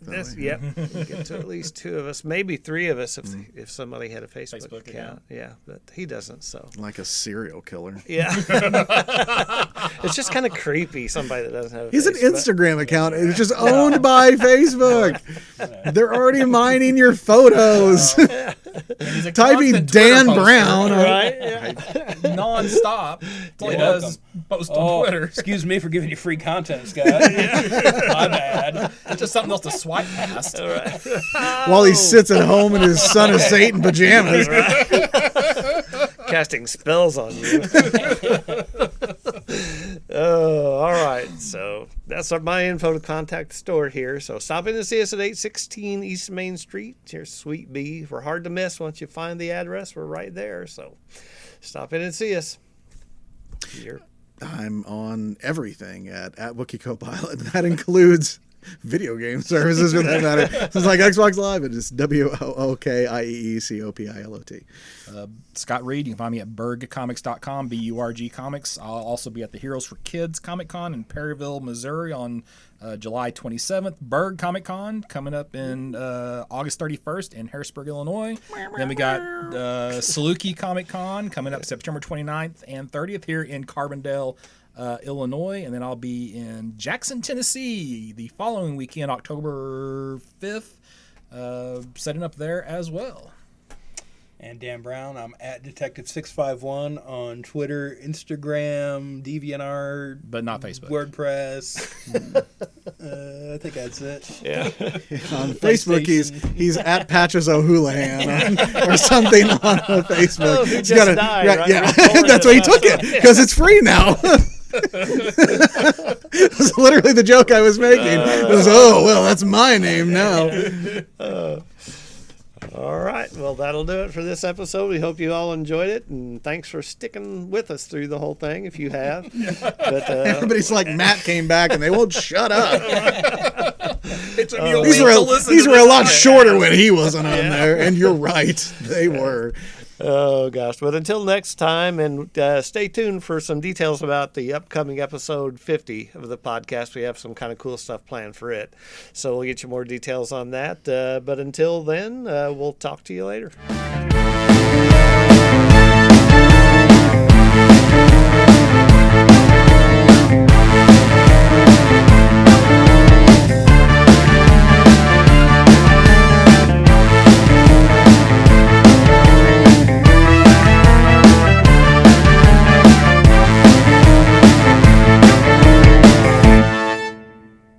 We will do our best to take our best